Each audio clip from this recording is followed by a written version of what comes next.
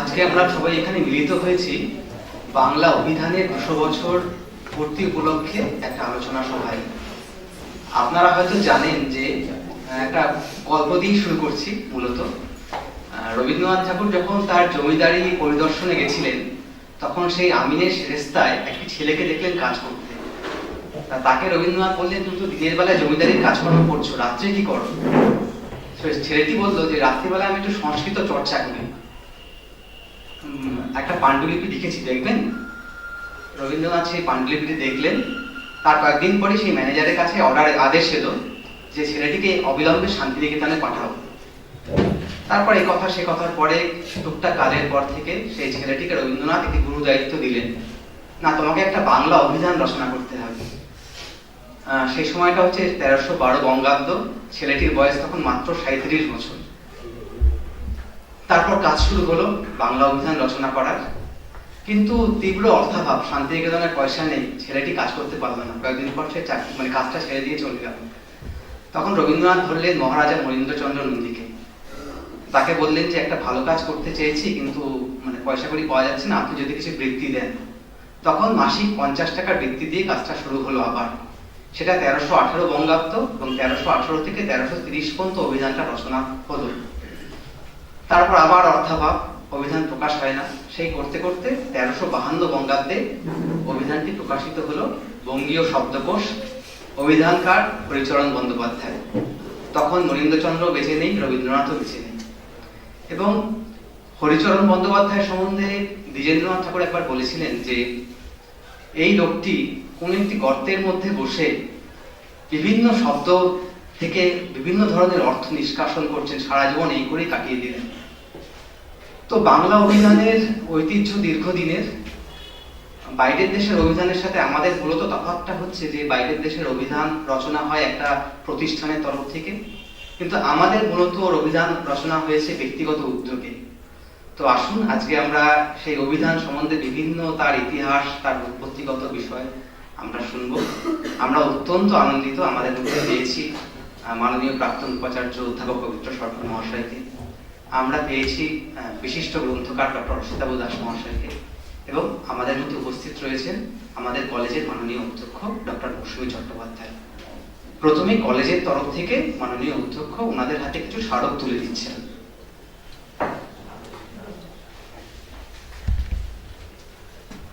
প্রথমে অধ্যাপক পবিত্র সরকার,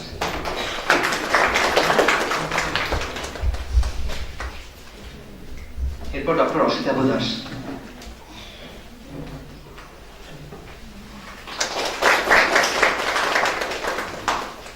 এবার স্বাগত ভাষণ দেওয়ার জন্য আমি মাননীয় অধ্যক্ষকে অনুরোধ জানাচ্ছি।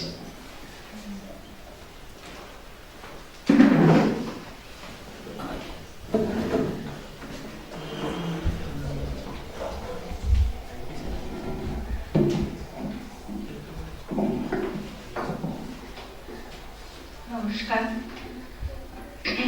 আজ আমরা পেয়েছি আমাদের মধ্যে অধ্যাপক পবিত্র সরকার মহাশয়কে এবং ডক্টর অসিতাভ দাস মহাশয়।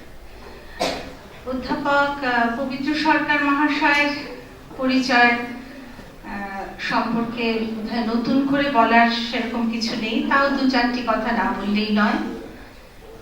তিনি 7 বছর ছিলেন রবীন্দ্রভারতী বিশ্ববিদ্যালয়ের উপাচার্য এবং পশ্চিমবঙ্গ উচ্চশিক্ষা সংসদের সহ-সভাপতি ছিলেন 6 বছর। বিশিষ্ট ভাষাবিদ এই মানুষটির বিভিন্ন বিষয়ে বইয়ের সংখ্যা 60-এরও বেশি। পৃথিবীর প্রায় 20টা দেশে তিনি বিভিন্ন ভাষার বিভিন্ন বিষয়ে বক্তৃতা দিয়েছেন এবং দেশের বিভিন্ন প্রতিষ্ঠানে সভাপতি, সহ-সভাপতি সহ বিভিন্ন পদে যুক্ত ছিলেন এবং বর্তমানেও আছেন। বিদ্যাসাগর পুরস্কার, শিশির কুমার পুরস্কার, সত্যেন্দ্রনাথ দত্ত ও তিতলি পুরস্কারে তিনি সম্মানিত হয়েছেন। এহেন ব্যক্তিত্বকে পেয়ে আজ আমরা ধন্য, কৃতজ্ঞতা প্রকাশ করছি এবং স্বাগত জানাচ্ছি গুরুদাস কলেজের তরফ থেকে অধ্যাপক পবিত্র সরকার মহাশয়।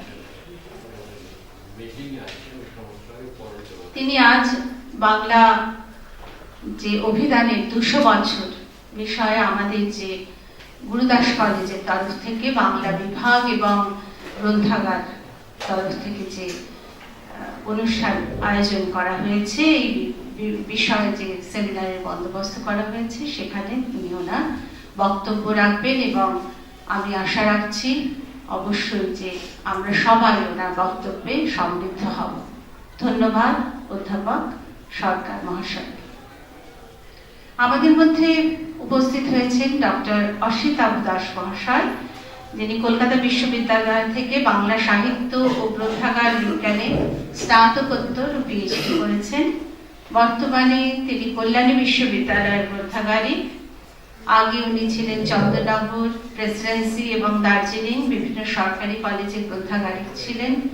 তার লেখা এবং সম্পাদিত যে বইয়ের সংখ্যা 30-এরও বেশি। বিভিন্ন ধরনের চরিতাভিধান, তারিখ অভিধান ইত্যাদি রচনায় তিনি সিদ্ধহস্ত। এই রকম একজন মানুষকে পেয়েও আমরা ধন্য। এনারা দুজনেই যে ওনাদের মূল্যবান সময়ের কিছুটা সময় আমাদের সঙ্গে ব্যয় করছেন এবং তাদের বক্তব্যে আমাদের সমৃদ্ধ করার জন্যই এসেছেন, তার জন্য অধ্যাপক ডক্টর দাসের প্রতিও আমি আমার কৃতজ্ঞতা প্রকাশ করছি এবং আবার ধন্যবাদ জানাচ্ছি, স্বাগত জানাচ্ছি ডক্টর দাসকে এবং ডক্টর সরকার মহাশয়কে। নমস্কার।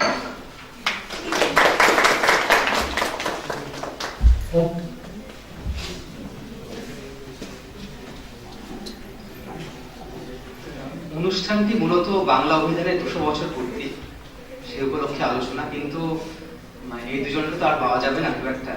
যেহেতু আমরা পেয়েছি, আমাদের কিছু কাজ মানে রিলিজ ওনাদের দিয়ে করিয়ে নেব।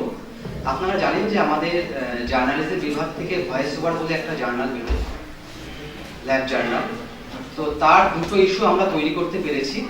তা আমি অনুরোধ জানাচ্ছি যে এক এক করে একটি করে ইস্যু তারা যদি একটু রিলিজ করে দেন।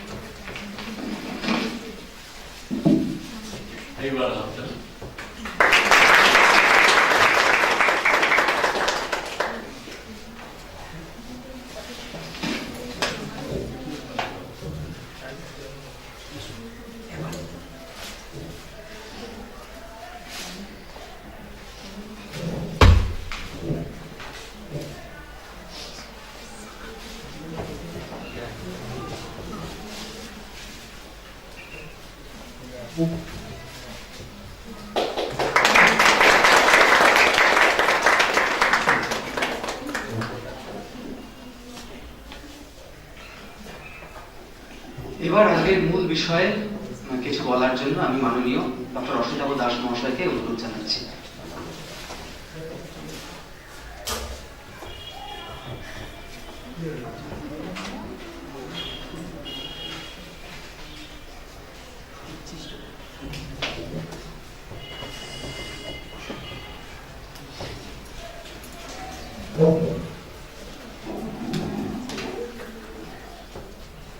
প্রথমে গুরুদাস কলেজের মাননীয় অধ্যক্ষ, উপস্থিত শিক্ষক শিক্ষিকাবৃন্দ, ও ছাত্রছাত্রী বৃন্দকে আমি আমার প্রণাম ও ছোটদের ভালোবাসা জানাই। বাংলা অভিধানে 200 বছর এমন একটা বিষয় আগে দুর্ভাগ্যক্রমে সেইভাবে পূর্বে আলোচিত হয়নি। একদিন আমি আর আমার ছাত্র এখানে উপস্থিত আছে প্রদোষ কুমার বাগচি, আমরা দুজনে মিলে স্থির করি এই বাংলা অভিধান বিষয়ে লোককে যদি জানানো যায় তাহলে হয়তো কেউ কেউ এই ব্যাপারে সাহায্য করবে, এগিয়ে যাবে। এবং বাংলা ভাষা আমাদের গর্বের ভাষা, কিন্তু সেই ভাষাকে নিয়ে আমাদের কিন্তু সেইভাবে আলোচিত হয় না। এইটাকে করে আমরা খানিকটা সাফল্য লাভ করেছি বলতে পারি। বিশেষ করে আজকে আমরা যখন এই গুরুদাস কলেজে উপস্থিত হয়েছি এই নিয়ে বর্ষ বলার জন্য, তখন আমরা ধরতেই পারি যে আমরা খানিকটা দূর অগ্রসর করেছি। এবং আমাদের মাননীয় উপাচার্য স্যার বৈতবাবু আমার অনেক অনুষ্ঠানে উপস্থিত থেকে আমাকে সমৃদ্ধ করেছেন, কৃতজ্ঞতাবাসে আপ্রাপ্ত করেছেন। আজকে আবার উনি এই অনুষ্ঠানে উপস্থিত থেকে আমাকে নতুন করে আনন্দ দিলেন। বাংলা ভাষার যে অভিধান, এটা প্রথমে তার আগে কিন্তু অনেকগুলো অভিধান বেরিয়েছে। একটা কথা কিন্তু বললে চলবে না, আমাদের এই অভিধানে বাংলা অভিধানের পেছনে ইংলিশের কিন্তু অনেক অবদান ছিল। বিশেষ করে উইলিয়াম কেরি যদি এই ব্যাপারে অগ্রসী না হতেন তাহলে কিন্তু তারা সম্পূর্ণভাবে বাংলা অভিধান করতে পারেন। আমরা আমাদের বইতে সেটা বিস্তৃত ইতিহাস লিখেছি যে আজকে যেহেতু এটা একমাত্র বাংলা অভিধানের 200 বছর নিয়ে আলোচনার বিষয়বস্তু, আর সবাই উদ্গ্রীব হয়ে আছেন স্যার কি বলবেন বা না বলবেন, কারণ স্যারের প্রতিটা বক্তৃতাই আমার কাছে শিক্ষণীয় হয়ে যায়। তা সেই জন্যে আমি বেশি সময় নেব না, কিন্তু আপনাদের যতটুকু পারি বলবো। 1817 সালে মতান্তরে 1818, এখনো ঠিক হয়নি যে এটা কবে প্রথম হয়েছিল, কারণ একটা খণ্ড দেখতে পাওয়া যায় বঙ্গীয় সাহিত্য পরিষদে, কিন্তু সেটাকে তার প্রথম পেজটা উদ্ধার করা যায়নি। কেউ ধরেন 1817, কেউ বলেন 1818। যাই হোক না কেন, একটা কথা কিন্তু ঠিক যে 200 বছর বাংলা অভিধান অতিক্রান্ত হয়েছে। এই 1817 সালে যিনি প্রথম বাংলা অভিধান লেখেন তার নাম হচ্ছে রামচন্দ্র বিদ্যাবাগীশ। আজকে অনেকের কাছে তার নাম অজানা, কিন্তু তিনি সংস্কৃত কলেজের পণ্ডিত ছিলেন, বহু ভাষা নিয়ে চর্চা করতেন, অনেকগুলো ভাষা জানতেন, কিন্তু উনি সিদ্ধান্ত নেন যে এই বাংলা ভাষা নিয়ে একটা অভিধান রচনা করবেন। সেই বাংলা ভাষায় অভিধান রচনা করার জন্যে তিনি বঙ্গ ভাষাভিধান নামে একটা অভিধান রচনা করেন, যার সূত্রপাত ধরে আজকে এই 200 বছর বাংলা অভিধান রচনার চর্চা চলছে। আমরা হিসেব করে দিয়েছি বর্তমানে প্রায় 150-টির বেশি বাংলা অভিধান বেরিয়েছে, 1.5 শতাধিক বাংলা অভিধান বেরিয়েছে। কিন্তু উনি যে সূচনা করেছিলেন সেই সূচনায় কিন্তু আমাদের বাংলা অভিধানের প্রথম বলা যায়, সূচনা বলা যায়। ওনার আরেকটা পরিচয় ছিল, উনি ব্রাহ্ম সমাজের প্রথম আচার্য ছিলেন। ব্রাহ্ম সমাজের প্রথম আচার্য থাকার সুবাদে ওনার কাছে রবীন্দ্রনাথ ঠাকুরের পিতা মহর্ষি দেবেন্দ্রনাথ ঠাকুর কিন্তু ওনার কাছে দীক্ষিত হয়েছিলেন এবং আরো অনেকে দীক্ষিত হয়েছিলেন, কিন্তু সেটা বাদেও উনি কিন্তু এইটা নিয়ে চর্চা করে আগে অমর হয়ে আছেন। এখন জয়দীপ আমার প্রিয় ছাত্র, ওর গ্রন্থাগার বিজ্ঞানে হাতে করি, আমার কাছে বলবো না, আমাদের কাছে ডক্টর জয়দীপ চন্দ্র, যার কথা দিয়ে শুরু করলেন তিনি হচ্ছেন কি রবীন্দ্রনাথ ঠাকুর। আমরা রবীন্দ্রনাথ ঠাকুর ছাড়া আজ বাংলা ভাষা বাঁচবে না, রবীন্দ্রনাথ ঠাকুর ছাড়া আমরা চিন্তা করতে পারি না। ঋত্বিক ঘটক বলেছিলেন আমাদের সুখে দুঃখে বিপদে আপদে সহায় অসহায় যেখানেই যাই না কেন সেখানে কি দাঁড়িয়ে লোকটা মাথা নাড়ছে, এর থেকে কিন্তু আমাদের কোনো মুক্তি নেই। এই কথাটা যে কতদূর সত্য সেটা আমরা প্রতি মুহূর্তেই টের পাই। তেমনি কারণ জয়দীপ উল্লেখ করে দিয়েছে আজকে যে বিখ্যাত অভিধান বঙ্গীয় শব্দকোষ হরিচরণ বন্দ্যোপাধ্যায়, সেটাও কিন্তু রবীন্দ্রনাথের অনুপ্রেরণা তৈরি হয়েছিল। রবীন্দ্রনাথকে আমরা বলি ঔপন্যাসিক, কবি, গল্পকার, ভাষাতত্ত্ববিদ, অনেক কিছুই বলি, কিন্তু অভিধানকার হিসেবে কিন্তু রবীন্দ্রনাথকে কেউ সূচিত করে না বা অভিহিত করে না। রবীন্দ্রনাথ কিন্তু ছোটবেলা থেকেই কিন্তু এই অভিধান নিয়ে ভাবতেন। তার বড় প্রমাণ হচ্ছে 1292 বঙ্গাব্দে আপনারা জানেন রবীন্দ্রনাথের আরেকটা পরিচয় ছিল, উনি ছিলেন সম্পাদক, পত্রিকা সম্পাদনা করতেন। বালক পত্রিকার সম্পাদক ছিলেন রবীন্দ্রনাথ ঠাকুর 1292 বঙ্গাব্দে। তিনি একটা বালক পত্রিকায় একটা অ্যানাউন্সমেন্ট করলেন। সেই অ্যানাউন্সমেন্টটা খুব ইন্টারেস্টিং। উনি অভিধানের বাক্যগুলো নিয়ে কিন্তু উনি একটু খুশি ছিলেন না। ওনার মনে হলো যে উদ্দেশ্যে অভিধান লেখা হয়, অভিধান মানে কিন্তু শব্দার্থ খালি নয় বা শব্দের উৎপত্তি না, অভিধান থেকে আমরা জীবনে অনেকটা জিনিস অনুধাবন করতে পারি। সেই ভাবনা চিন্তা থেকে রবীন্দ্রনাথ বালক পত্রিকায় একটা তিনি দিলেন, একটা অ্যানাউন্সমেন্ট করলেন। অ্যানাউন্সমেন্ট করে তিনি বললেন এই অ্যানাউন্সমেন্টগুলোকে বাংলায়, অর্থাৎ উনি বললেন যে বালক পৌষ সংখ্যা বিজ্ঞাপন দিলেন, 3টে শব্দ নিয়ে উনি বললেন এই 3টে শব্দকে বিস্তারিত আলোচনা করা দরকার, যে ভালো লিখবে তাকে পুরস্কার দেওয়া হবে। সেই শব্দ 3টে কি? একটা হচ্ছে হুজুগ, একটা হচ্ছে ন্যাকামি, আর একটা হচ্ছে আহ্লাদে। এই 3টে শব্দের মানে উনি বুঝতে চান, সবাইকে আমন্ত্রণ জানালেন এই 3টে শব্দের মানে কি। বিভিন্ন লোক, বিভিন্ন জন পুরস্কার লোভে হোক বা কৌতূহল বশত হোক তারা জানিয়েছিলেন। রবীন্দ্রনাথ যে সংখ্যাটিকে পুরস্কার জন্য নির্বাচিত করেছিলেন তা এই: মাথা নেই, মাথা ব্যথার গোছের কতগুলো নাচনের জিনিস নিয়ে যে নাচন আরম্ভ হয়, সেই নাচন অবস্থাকেই হুজুগ বলে। বিশেষ কিছু হয়নি অথবা অতি সামান্য একটা কিছু হয়েছে, সেটাকে নিয়ে সকলে নেচে উঠেছে, এই অবস্থার নামই হুজুগ। উনি এটাকে একটু প্রাইজ দিয়েছিলেন। আবার তিনি ওখানেই থেমে থাকলেন না, নিজে আবার বিশদ রূপে হুজুগের অর্থ বিশ্লেষণ করে বলেছেন, আমরা দেখছি হুজুগ প্রথমত এমন একটা বিষয় থাকা যায় যার প্রতিষ্ঠা ভূমি নেই, যার ডালপালা খুব বিস্তৃত কিন্তু শিকড়ের দিকে অভাব। দ্বিতীয়ত এর সাথে একটা নাচনের যোগ থাকা চাই, অর্থাৎ কাজের প্রতি ততটা না যতটা মর্যাদার প্রতি লক্ষ্য। অর্থাৎ ভোগ করে বেশ সময় কেটে যাচ্ছে, খুব একটা হাঙ্গামা হচ্ছে আর তাতে একটা আনন্দ পাচ্ছি। যদি স্থির হয় স্তব্ধভাবে কাজ করতে বলো তবে তাদের মনে লাগে না, কারণ নাচানো এবং নাচা এই দুটোই মুখ্য আবশ্যক। তৃতীয়ত কেবল একজনকে নিয়ে হুজুগ হয় না, সাধারণকে আবশ্যক, সাধারণকে নিয়ে একটা হট্টগোল বাঁধাবার চেষ্টা। চতুর্থত হুজুগ কেবল একটা খবর মাত্র রটানো নয়, কোন অনুষ্ঠানে প্রবৃত্ত হওয়ার জন্য অন্য সমাজের উদ্যোগ করা, তবে সেটা হোক বা না হোক। অর্থাৎ রবীন্দ্রনাথ কিন্তু তখন এই হরিচন্দ্র বন্দ্যোপাধ্যায় অনেক আগে থেকেই ভাবছেন যে অভিধান কিন্তু অভিধানের শব্দার্থ, অভিধানের পথ, এটা নিয়ে কিন্তু অভিধানের মধ্যে থেকে মানুষ যেন তার নিজের জীবনের অর্থ মর্ম যেন খুঁজে পায়। রবীন্দ্রনাথ সেই জায়গা থেকেই কিন্তু পরবর্তীকালে হরিচন্দ্র বন্দ্যোপাধ্যায় থেকে শুরু করে অনেকেই তিনি বলেছিলেন যেন প্রকৃতি বাংলা ভাষায় একটা যথার্থ অভিধান বেরো। তারপরে উনি বলেন কি, ন্যাকামা যে সংখ্যাটা রবীন্দ্রনাথ পুরস্কার যোগ্য বিবেচনা করেছেন তা হলো শিয়ানা হয়ে বোকা সাজা, সে হচ্ছে ন্যাকামা। রবীন্দ্রনাথ নিজেই এটা তাকে পুরস্কার দিলেন। তৃতীয়ত আহ্লাদের অর্থ করতে কি বললেন, যে ব্যক্তি নিজেকে জগতের আদুরে ছেলে মনে করে তাকে আহ্লাদে বলে। প্রশ্রয় জাতি মায়ের কাছে আদুরে ছেলেরা যেমন ব্যবহার করে, সে ব্যক্তি সকল জায়গাতেই কতকটা সেরূপ ব্যবহার করতে যায়।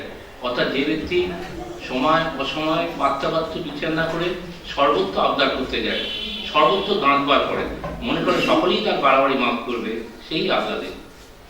মানে কত সুন্দর তার চিন্তা ভাবনা। ওই বছরের সময়, ওই সময় তিনি মনে করছেন যে বাংলা ভাষা কিন্তু শব্দগুলোকে এইভাবে আমাদের নিজেদের মধ্যে ছড়িয়ে দেওয়া উচিত, তবেই কিন্তু বাংলা বাঁচবে। সেইখানে কিন্তু রবীন্দ্রনাথ কিন্তু একটু লিখেননি, অদ্ভুত কবিতা লিখছেন, উপন্যাস লিখছেন, নাটক লিখছেন, প্রবন্ধ লিখছেন, সবই লিখছেন, কিন্তু তার মধ্যে অভিধান নিয়েও ভাবছেন।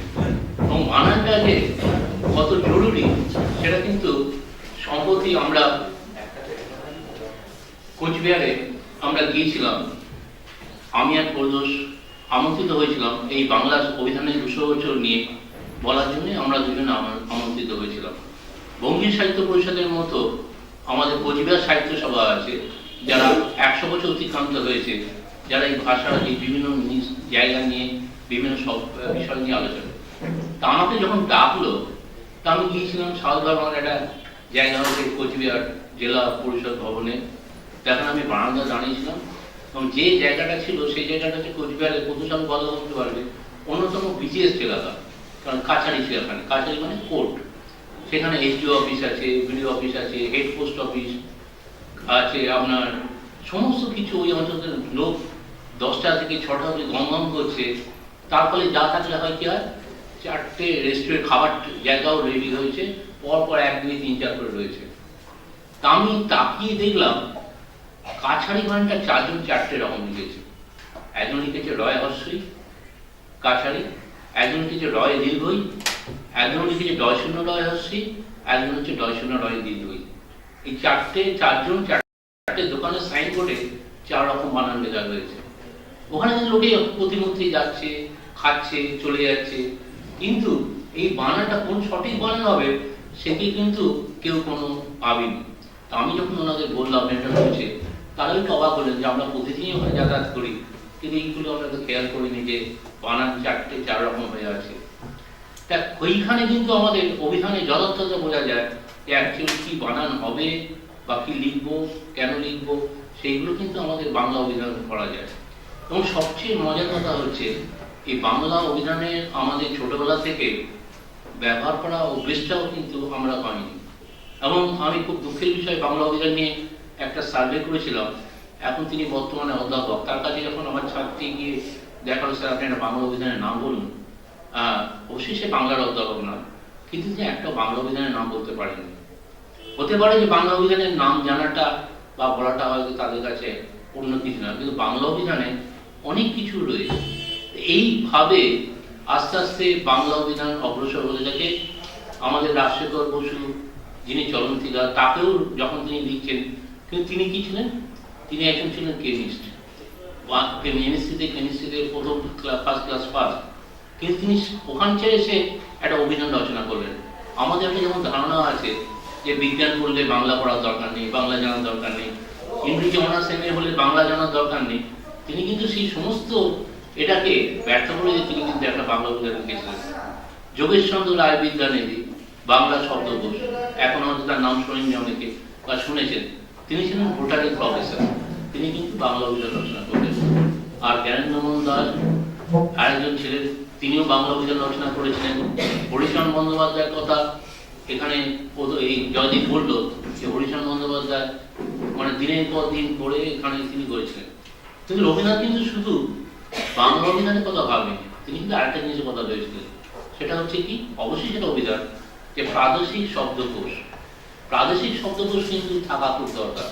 রবীন্দ্রনাথ যখন খুব অসুস্থ, প্রায় শেষ পর্যায়ে, তখন হরিচরণ বন্দ্যোপাধ্যায় লিখছেন, তিনি কবিগুরুর কাছে, গুরুদেবের কাছে দেখা করতে গেছেন, তখন গুরুদেব বলছে, শোনো আমার তো আর বেশি কদিন বাঁচবো জানি না, কিন্তু আমার একটা ইচ্ছা আছে, যদি তুমি এই অভিধান শেষ করতে পারো তাহলে একটা প্রাদেশিক শব্দের অভিধান রচনা করো।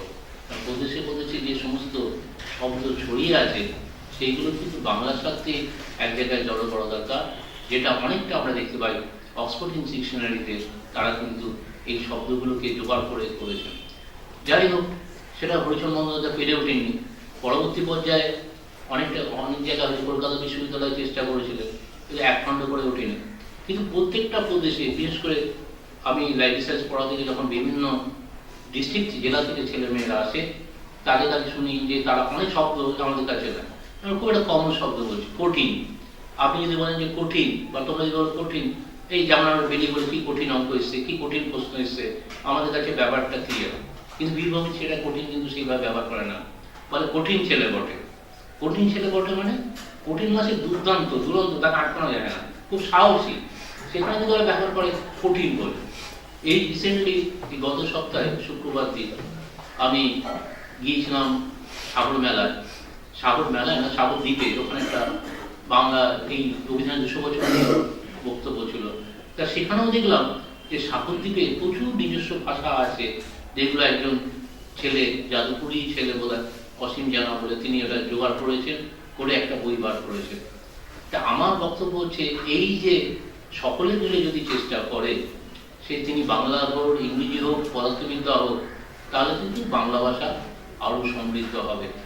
স্যার তো চেষ্টা করে যাচ্ছেন, স্যার প্রচুর অভিধান লিখেছেন, প্রচুর শব্দ আমাদের নতুন করে জানিয়েছেন। সেই শব্দগুলো কিন্তু থাকলে তার একটা জায়গায় কিন্তু তারপরে আমাদের থাকা দরকার আছে, আমরা কি বাংলা অভিধান শিখবো কি শিখবো না। রবীন্দ্রনাথ কিন্তু শুধু এতে নয়, মানে তার এই প্রবন্ধ যেটা বললাম যে বালক পত্রিকা না, পরবর্তী পর্যায়ে তিনি তার উপন্যাসের মধ্যেও কিন্তু তিনি এই শব্দটা ব্যাখ্যা করেছেন। শেষের কবিতা, যেটা আপনারা সবাই নাম শুনেছেন বা পড়েছেন বা দেখেছেন, যেটা একটা বিখ্যাত গ্রন্থ, সেখানে কিন্তু রবীন্দ্রনাথ তার সেই অভিধানে চিন্তা ভাবনা করে বলছেন। সেখানে কি বলছেন, তিনি শেষের কবিতা অমিত আর জ্যোতি শঙ্করের মুখে সেই সংলাপ বসেছেন। এই সংলাপ তিনি বলছেন, দেখো জ্যোতি, মানুষের কোনো কথাটাই সোজা না। আমরা ডিকশনারিতে যে কথার এক মানে বেঁধে দিই, মানব জীবনের মধ্যে মানেটা সাতখান হয়ে যায় সমুদ্রের কাছে সে গঙ্গার মতো।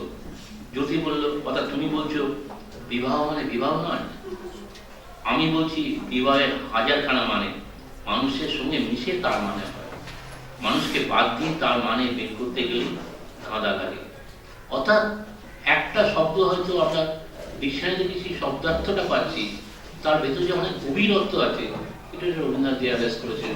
সেই জন্য রবীন্দ্রনাথ রিয়ালাইজ করার জন্য তার শেষ পর্যন্ত তিনি শেষের কবিতাও তার সেই ইচ্ছা, তার সেই বক্তব্য ওইখানে কিন্তু উনি লিখে দিয়ে গেছিলেন। এখন এইভাবে হতে হতে প্রাদেশিক শব্দ অভিধান, বানান অভিধান, উচ্চারণ অভিধান, অনেক অভিধান বাংলা ভাষাকে নিয়ে বেরোচ্ছে।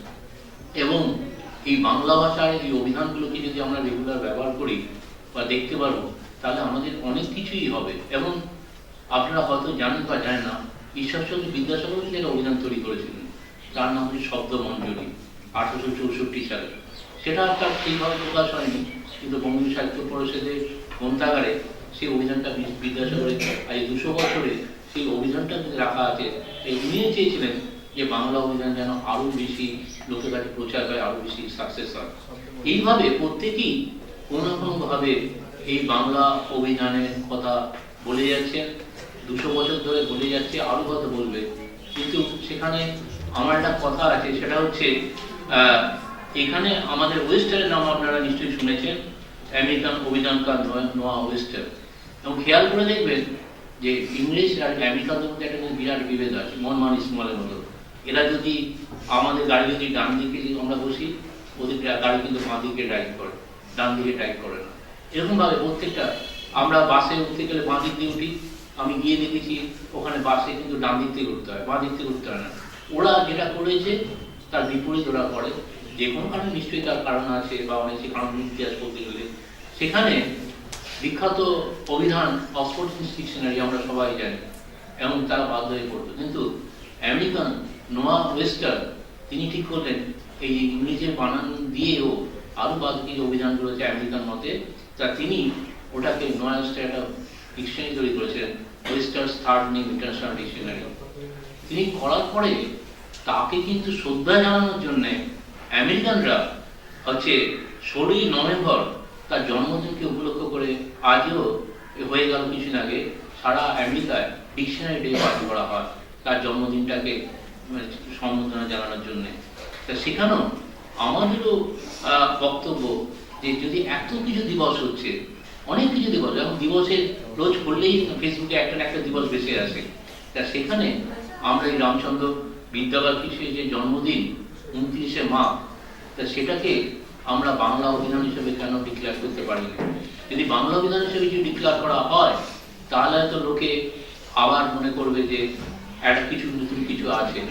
এবং আমাদের প্রয়াত অর্থমন্ত্রী ডক্টর অসীম গুপ্ত একবার তার এতে ভাষণে ইন্টারভিউতে বলেছিলেন যে আমি রোজ রাত্রিরে 5টা নতুন করে শব্দ শিখে তারপর ঘুমোতে যাই, ইংরেজি শব্দ শিখে ঘুমোতে যাই। তেমনি বেশি দিন না, আমরা যদি 29শে মার্চ বাংলার যে বিভিন্ন শব্দ ছড়িয়ে আছে, সেই একটা শব্দও যদি নতুন করে আমরা শেখার চেষ্টা করি বা আমাদের কাছে জানতে চেষ্টা করি, একটা শব্দ থেকে 10টা থেকে 15টা নতুন নতুন শব্দ আমাদের মধ্যে আসবে, আমরা সেটা শিখবো। সেটাকে যদি 29শে মার্চ আমরা বাংলা অভিধান দিবস যদি পালন করি, তাহলে কিন্তু আমার মনে হয় আজকে যে উদ্দেশ্যে আলোচনা হয়েছে বাংলা অভিধানের 200 বছর, সেই অভিধানের 200 বছর কিন্তু সার্থক হবে। এবং বিভিন্ন যে ডিকশনারি আছে সেইগুলো সব কিছু না কিছু কোনো কিছু আছে, উচ্চারণ অভিধান, বানান অভিধান, অনেক কিছুই আছে। এবং লাস্ট একটা কথা, আমরা যে অনেক কিছু দেখি না, আমরা ছোটবেলা থেকে দেখে এসেছি যে প্রিন্সিপালের ঘরে বড় কোনো জায়গা বা কোনো গুরুত্বপূর্ণ জায়গা বাইরে লেখা থাকে নো অ্যাডমিশন, আমরা সেই জানতাম। কিন্তু পরে আমি যখন ডিকশনারি খুলতে গিয়ে দেখি সেটা কিন্তু ভুল শব্দ। হবে কি না, নো অ্যাডমিটেন্স। নো অ্যাডমিশন মানে আমি যখন পেইং সামথিং, অর্থাৎ আমাকে পে করতে হবে, যেখানে সাকাস হোক, সিনেমা হোক, যাই হোক, সেখানে কিন্তু নো অ্যাডমিশন। উইদাউট পারমিশন যেখানে হলে তখন নো অ্যাডমিটেন্স হবে। এই শিক্ষাটা কিন্তু আমাকে ডিকশনারি দিয়েছিল, অন্য কেউ দেয়নি। এবং ডিকশনারি থেকে শুধু ইংরেজি নয়, বাংলার ডিকশনারি থেকেও আমরা অনেক শব্দ পাবো যেগুলো হয়তো এতদিন আমরা সঠিক অর্থে ব্যবহার করতে পারছি না। আমি সঠিক অর্থে ব্যবহার করতে পারলে আমার সন্তান সন্ততি বা আমার ছাত্রছাত্রীদের আমি কিন্তু সঠিকভাবে চালার চেষ্টা করবো, যেটা আমাদের পার্শ্ববর্তী দেশ বাংলাদেশ তার জন্য প্রচার চালিয়ে যাচ্ছে। আমরাও বা পশ্চিমবঙ্গ পিছিয়ে থাকবো কেন, সেটা কিন্তু একটা কথা। নমস্কার।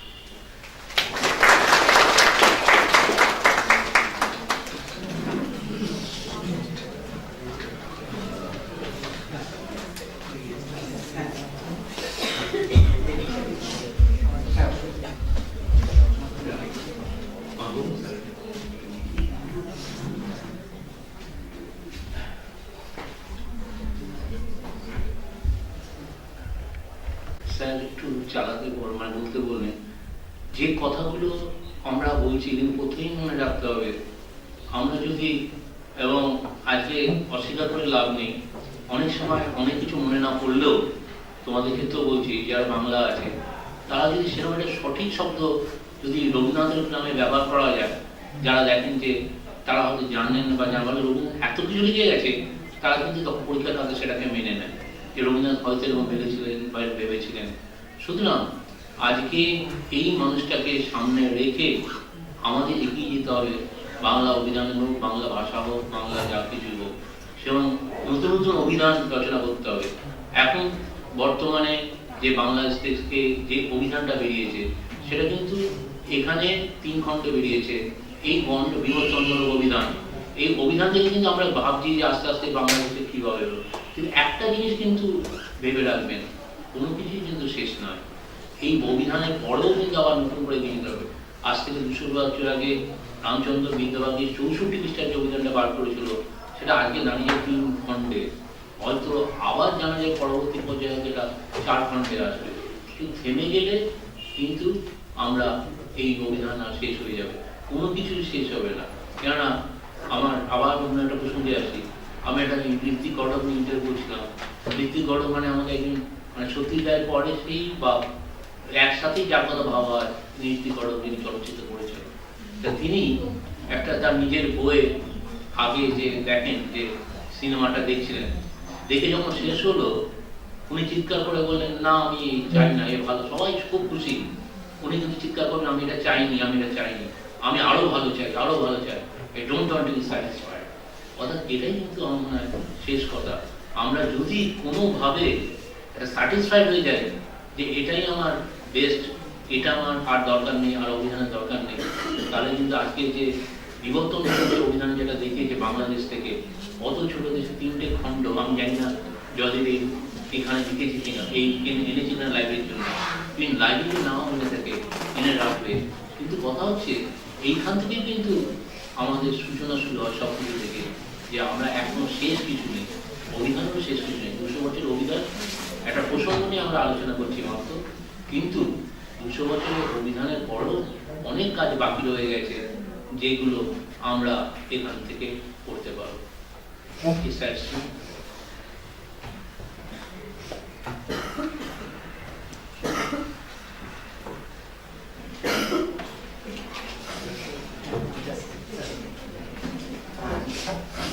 অশোকবাবুকে অত্যন্ত ধন্যবাদ। তিনি অত্যন্ত সাবলীলভাবে অভিধানের ইতিহাস বা অভিধানের ব্যবহার নিয়ে বলেছেন। এখন যিনি মূল বক্তা সেই অধ্যাপক পবিত্র সরকারকে কিছু বলতে অনুরোধ জানাচ্ছি।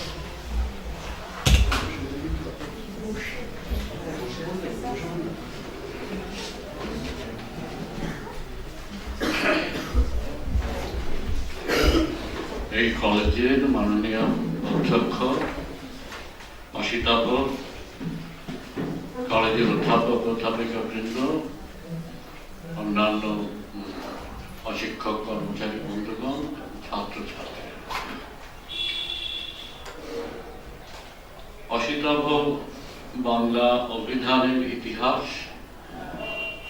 বলেছেন একভাবে। হয়তো আমারই আগে বলা উচিত ছিল, কারণ আমি অভিধানের তত্ত্বগত দিকটা, অভিধান কি, অভিধান কেন, এইগুলো নিয়েই আমি বলবো ভেবেছিলাম। তাহলে অশীতভ আমার শেষ জায়গা থেকে শুরু করে বাংলা অভিধানে আসতে পারত। যাই হোক, যে ব্যাপারটা আমাদের মনে রাখতে হবে, অভিধান কিন্তু দু রকমের আছে। একটা দিক থেকে, নানা দিক থেকে নানা রকমের শ্রেণী বিভাগ হতেই পারে।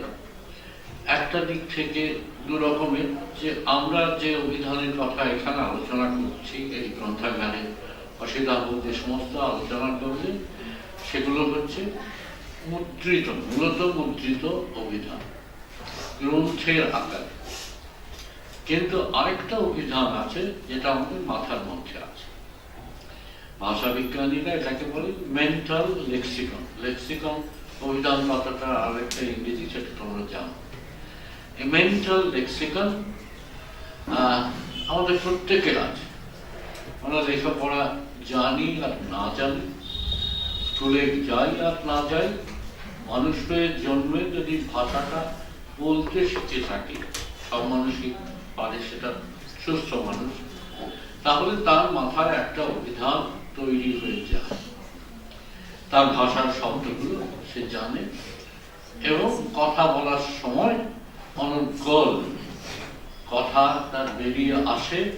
অভিধান, ওই মাথার অভিধান তাকে বলে দেয় কোন শব্দের সঙ্গে কোন শব্দ যাবে। আমি খাবো, এই কথাটা আমি পরে খাবো কথাটা আসতেই পারে, কিন্তু আমি লুডো, এই কথাটা আসতে পারে। লুডো একটা অন্য এলাকার শব্দ, খেলার এলাকার শব্দ। আমি একটা ব্যক্তি, আমি লুডো হতে পারি। এইটা যে কেউ ভুল করে না, তার কারণটা হচ্ছে মাথার ওই অভিধানটা, মাথার একটা ব্যাকরণ। এই ব্যাকরণ অভিধানের শব্দগুলোকে ঠিক ঠিক আমাদের সাজিয়ে দেয়, ফলে আমরা প্রায় চিন্তা না করে অনর্গল কথা বলে যেতে পারি। এখন আমি যেমন তোমাদের সামনে বলছি, আমি একটা কথা শুরু করে তারপরে কি শব্দ সাজাবো এ নিয়ে আর ভাবছি না। এটা মানুষের স্বাভাবিক ক্ষমতা, এবং মানুষ ছাড়া আর কোনো প্রাণীর এই ক্ষমতাটা নেই, মনে রাখবে। মানুষ ছাড়া অন্য কোনো প্রাণীর ভাষা নেই। ভাষা বলতে আমরা যেটা বুঝি যে ধ্বনিতে ধ্বনি জুড়ে শব্দ, শব্দ থেকে বাক্য, এই ব্যাপারটা অন্য কোনো প্রাণীর নেই। তাহলে মানুষ প্রতি প্রকৃতির একটা পক্ষপাত আছে। মানুষকে একটু বেশি সুবিধা দিয়েছে প্রকৃতি, অন্য প্রাণীদের সেই সুবিধাটা দেয়নি, যার ফলে মানুষ প্রকৃতিতে আধিপত্য করছে, অন্যদের দখলে আনছে, অন্যদের উপর অত্যাচার করছে, ধ্বংস করছে, সবই করছে। এখন এই যে মেন্টাল লেক্সিকন, এটা কিভাবে সাজানো? মুদ্রিত অভিধান বেশিরভাগই ওই বর্ণানুক্রমে সাজানো, অ্যালফাবেটিক্যালি, সেটা তোমরা জানো। আমাদের অ থেকে চলবে, ইংরেজি এ থেকে চলবে, সেটা তোমরা জানো। আবার অন্যরকম অভিধানও আছে, সেটা আমি বলবো। কিন্তু মাথার অভিধানটা কিরকম সাজানো, যেটা নিয়ে ভাষা বিজ্ঞানীরা অনেকটাই গবেষণা করে চলেছে, এখনো শেষ উত্তরটা পাননি। একটা উত্তর মনে হয় সত্যের কাছাকাছি, সেটা হলো অভিধান, মাথার অভিধানটা এমন অসাধারণ সূক্ষ্মভাবে সাজানো, যেটাকে বলা হয়, ইংরেজিতে বলা হয় বাই অ্যাসোসিয়েশন, অর্থাৎ কোন শব্দের সঙ্গে কোন শব্দগুলো যাবে সেইভাবে সাজানো। যে জন্য কর্তার সঙ্গে কোন ক্রিয়া যাবে সেইভাবে সাজানো আছে। ফলে যখন তখন যেখান থেকে তুলে আমরা সেই ব্যাকরণ অনুযায়ী কথা বলে যেতে পারি। কিন্তু মাথার অভিধান নিয়ে আমরা এখন কথা বলছি না, আমরা বলছি মুদ্রিত গ্রন্থ, অভিধান গ্রন্থ। প্রথমে একেবারে মামুলি একটা কথা বলে দিতে পারি, যে বলি এটা হচ্ছে অভিধানের ভাষার সমস্ত শব্দ নিয়ে আসা হয়েছে এমন অভিধান নেই বলতে চলে। একটা কথা আছে, অভিধান যারা তৈরি করে, যে অভিধান যেদিন প্রকাশিত হলো সেদিন অভিধান পুরনো হয়ে গেল। কেন না, ভাষাতে প্রত্যেক দিন কিছু না কিছু শব্দ আসছে, প্রত্যেক দিন শব্দ ঢুকছে, নতুন শব্দ ঢুকছে। তোমরাই তো তোমাদের কথাবার্তার মধ্যে কত, যেমন বিন্দাস কথাটা আমাদের ছেলেবেলায় আমরা কখনো শুনি, তো তোমাদের মুখে এখন খুব স্বাভাবিক কথা, এবং এটা বাংলা কথা হয়ে গেছে। একদিন বাংলা অভিধানে সেটাকে দেখতে হবে আমাদের। এই যে ভাষায় শব্দগুলো ধামাকা, বিন্দাস, এই যে শব্দগুলো আসছে, এগুলো এক সময় এসে যাবে, অভিধান হয়ে যাবে। আজকে যেমন দেখলাম অসিতাবাবু বলল, আমাদের ছেলেবেলায়, আমি অবশ্যই বাঙাল, কিন্তু আমি এখানে এসে খানিকটা বাঙালত্ব ছেড়ে দিতে বাধ্য হয়েছি, কিন্তু বাঙালরা ওনার কথাটা বলত, কিন্তু ঘটিরা ওনার কথাটা বলত। ঘটিরা বলতো ওন, ও চন্দ্রবিন্দু র, কিন্তু অসিতাভর কথা এসে গেছে ওনার, অনেকের কথা এসে গেছে ওনার, এমনকি সত্যজিৎ রায়ের ফেলুদার কাহিনীতেও ওনার কথাটা এসে গেছে। ফলে এক সময় আমাদের অভিধানে ওর কথাটা থাকতেও পারে, কিংবা ওর কথাটাকে সরিয়ে দিয়ে ওনার কথাটা চলে আসতেও পারে। যেমন তো এই অভিধান সবসময় শব্দ তৈরি হচ্ছে ভাষায়, ভাষার প্রচলন বদলে যাচ্ছে, নতুন নতুন শব্দ আসছে। অভিধান প্রকাশ মাত্রই ভাষার অভিধান পুরনো হয়ে যায়, এই কথাটা অভিধান যারা করে তাদের মধ্যে প্রচলিত। কিন্তু ভাষা বলতে আমরা কি বলি? ভাষা বলতে সাধারণভাবে আমরা বাঙালিরা এখন এখানে বুঝছি যে বাংলার একটা বিশেষ রূপ, যেটাকে আমরা এখানে বলি মান্য চলিত বাংলা, বাংলাদেশে বলে প্রমিত বাংলা, একই জিনিস। এটা হচ্ছে আমি যে কথাগুলো বলছি, তোমরা যে কথাগুলো বলবে আমার সঙ্গে যদি প্রশ্নোত্তর হয়, আর এই বাংলাটা লেখাপড়ার মহলে যে বাংলাটা আমরা মুখে বলি, এই বাংলাটাই আমরা লিখি। লেখাপড়ার মহলে, এই সেমিনারে, ক্লাসে, বক্তৃতার সময়, টেলিভিশনে খবর বলবার সময়, এই মুখে যে বাংলাটা বলি সেটা হচ্ছে মান্য চলিত বাংলা। এইটার আবার লিখিত রূপে গল্প, উপন্যাস, প্রবন্ধ সব লেখা হয়। গল্প, উপন্যাস অন্য বাংলাও থাকে, কিন্তু এই অন্য বাংলাটা কি? অন্য বাংলাটা অসিতাবু যেমন বললেন যে বিভিন্ন প্রদেশের, মানে আমাদের বিভিন্ন অঞ্চলের বাংলা। চট্টগ্রামের একরকম বাংলা, আয় না খায়, আমি খাবো না, কেমন? এই যে বাংলা, এটা কি বাংলা বলবো? হ্যাঁ, এটাও বাংলা। সিলেটের বাংলা, বরিশালের বাংলা, পুরুলিয়ার বাংলা, মেদিনীপুরের বাংলা, বাঁকুড়ার বাংলা। এই যে বলছি যে শব্দ, অনেক শব্দ আছে, সেই সমস্ত উপভাষা বলি আমরা সেগুলোকে। এই উপভাষাতে অনেক শব্দ আছে এগুলো অভিধানের স্থান। যেমন বাঁকুড়াতে ডিংলা বলে একটা কথা আছে। ডিংলাটা কি? কুমড়ো, মিষ্টি কুমড়ো হচ্ছে ডিংলা। বা ঢাকাতে আমরা বলতাম যে হুড়ুম, হুড়ুম, হুড়ুম কি জানো? হুড়ুম হচ্ছে মুড়ি। ঠিক আছে, ঢাকাতে হুড়ুম, হুড়ুম হচ্ছে মুড়ি। আর বাঁকুড়াতে ডিংলা হচ্ছে কুমড়ো। এইগুলো তো নেই, এইগুলো নেই। নাড়া হচ্ছে, বাঁকুড়া অঞ্চলে নাড়া হচ্ছে মোষ। এইগুলো নেই অভিধানে, এই তুমি চরণটিকাতে পাবে না। অর্থাৎ ভাষাতে নানা অঞ্চল যদি দেখি, সেটাও বাংলা ভাষা। সব বাংলা ভাষাকে নিয়ে একটা অভিধান করতে গেলে বিশাল ব্যাপার। আমরা করে উঠতে পারবো কিনা সন্দেহ, করতে তো পারিনি, করে উঠতে কখনো পারবো কিনা সন্দেহ। আবার কাজে আমরা যে অভিধানের কথা এখানে আলোচনা করছি সেটা হচ্ছে এই প্রমিত বা মান্য চলিত বাংলা বা লেখাপড়া লোকের বাংলায় একটা অভিধান।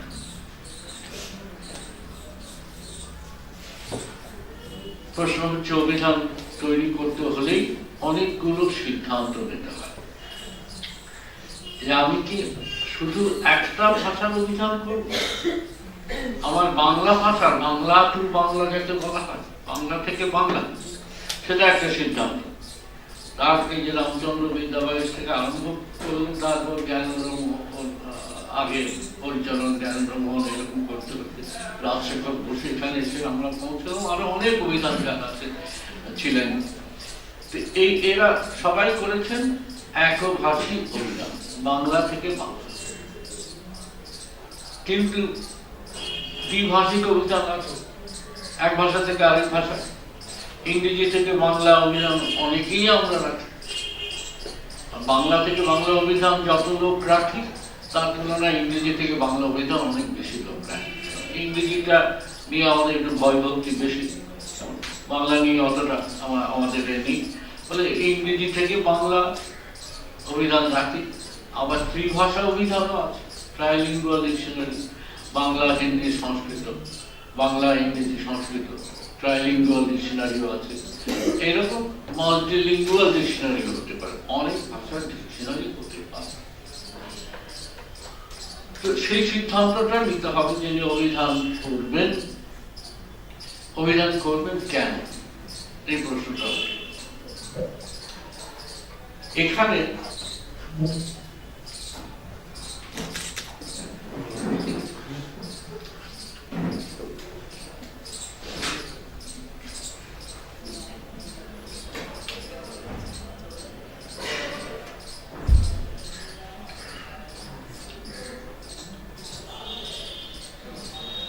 এখানে ভাষা অভিধানটা কেন দরকার, এটা নিয়ে আমি আবার একটু পিছিয়ে গিয়ে কয়েকটা কথা বলি। একটা ভাষাকে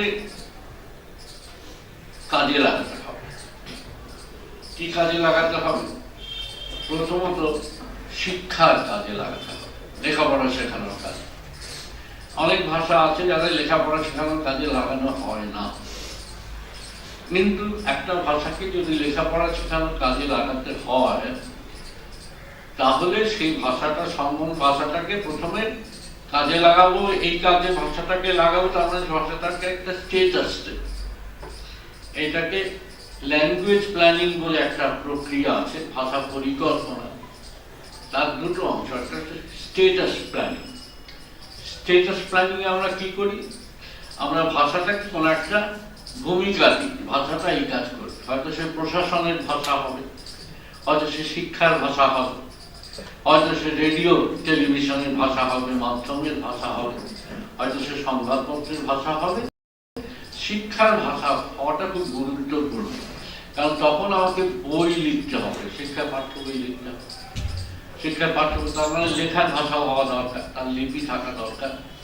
তো তার লিপি উদ্ভাবন, তার পাঠ্য বই লেখা, তার ব্যাকরণ রচনা, সেই সঙ্গে সঙ্গে তার অভিধান রচনা দরকার।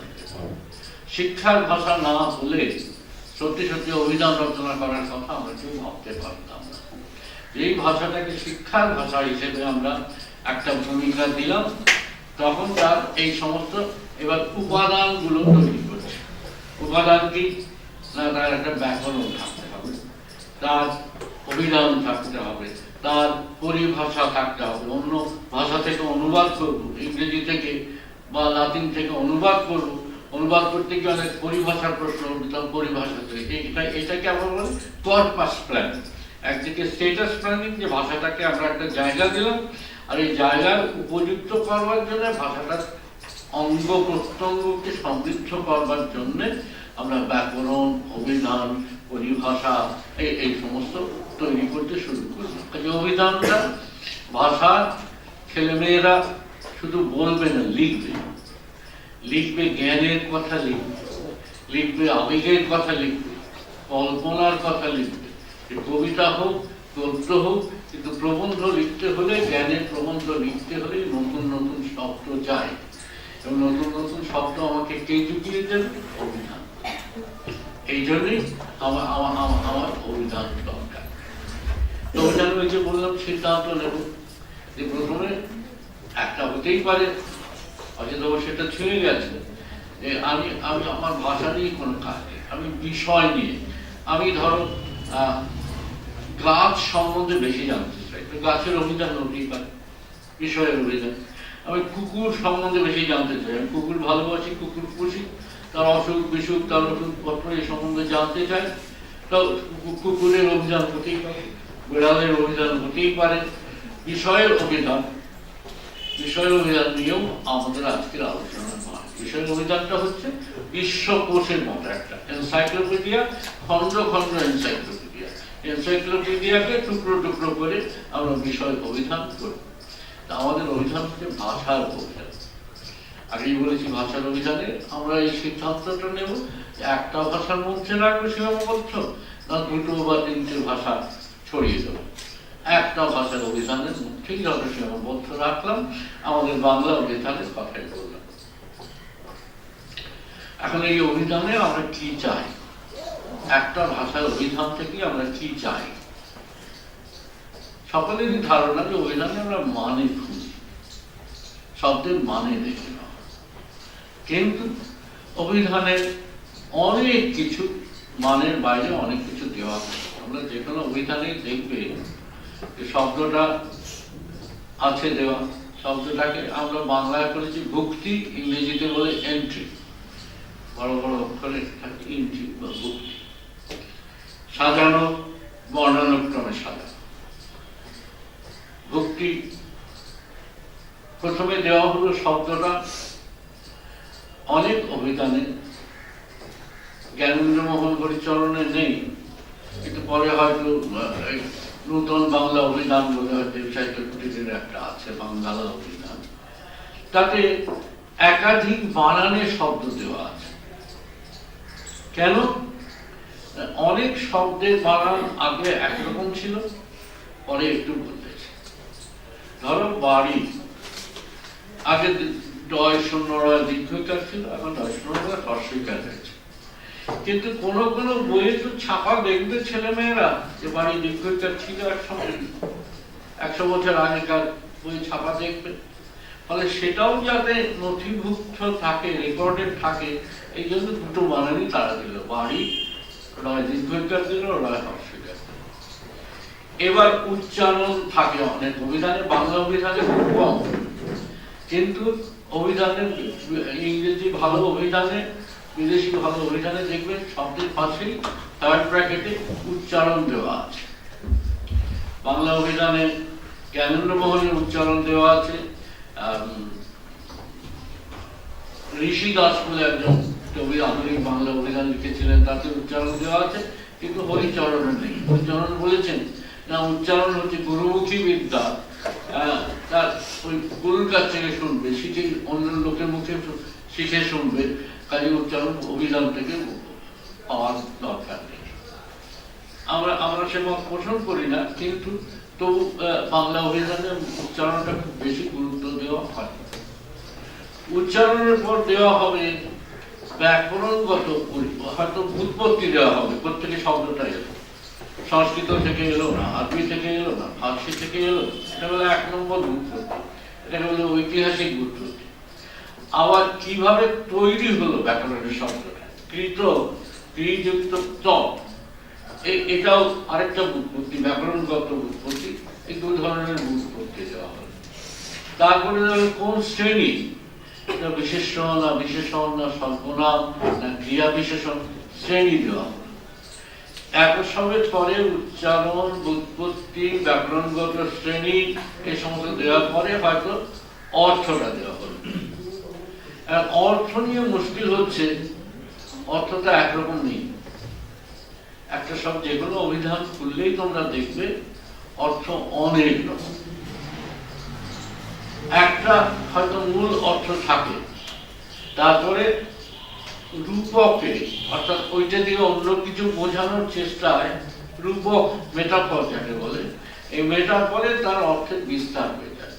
কারণ হাতটা আমার এই অঙ্গটা, এটা বোঝানো, এটা জানি আমরা সবাই হাত, কিন্তু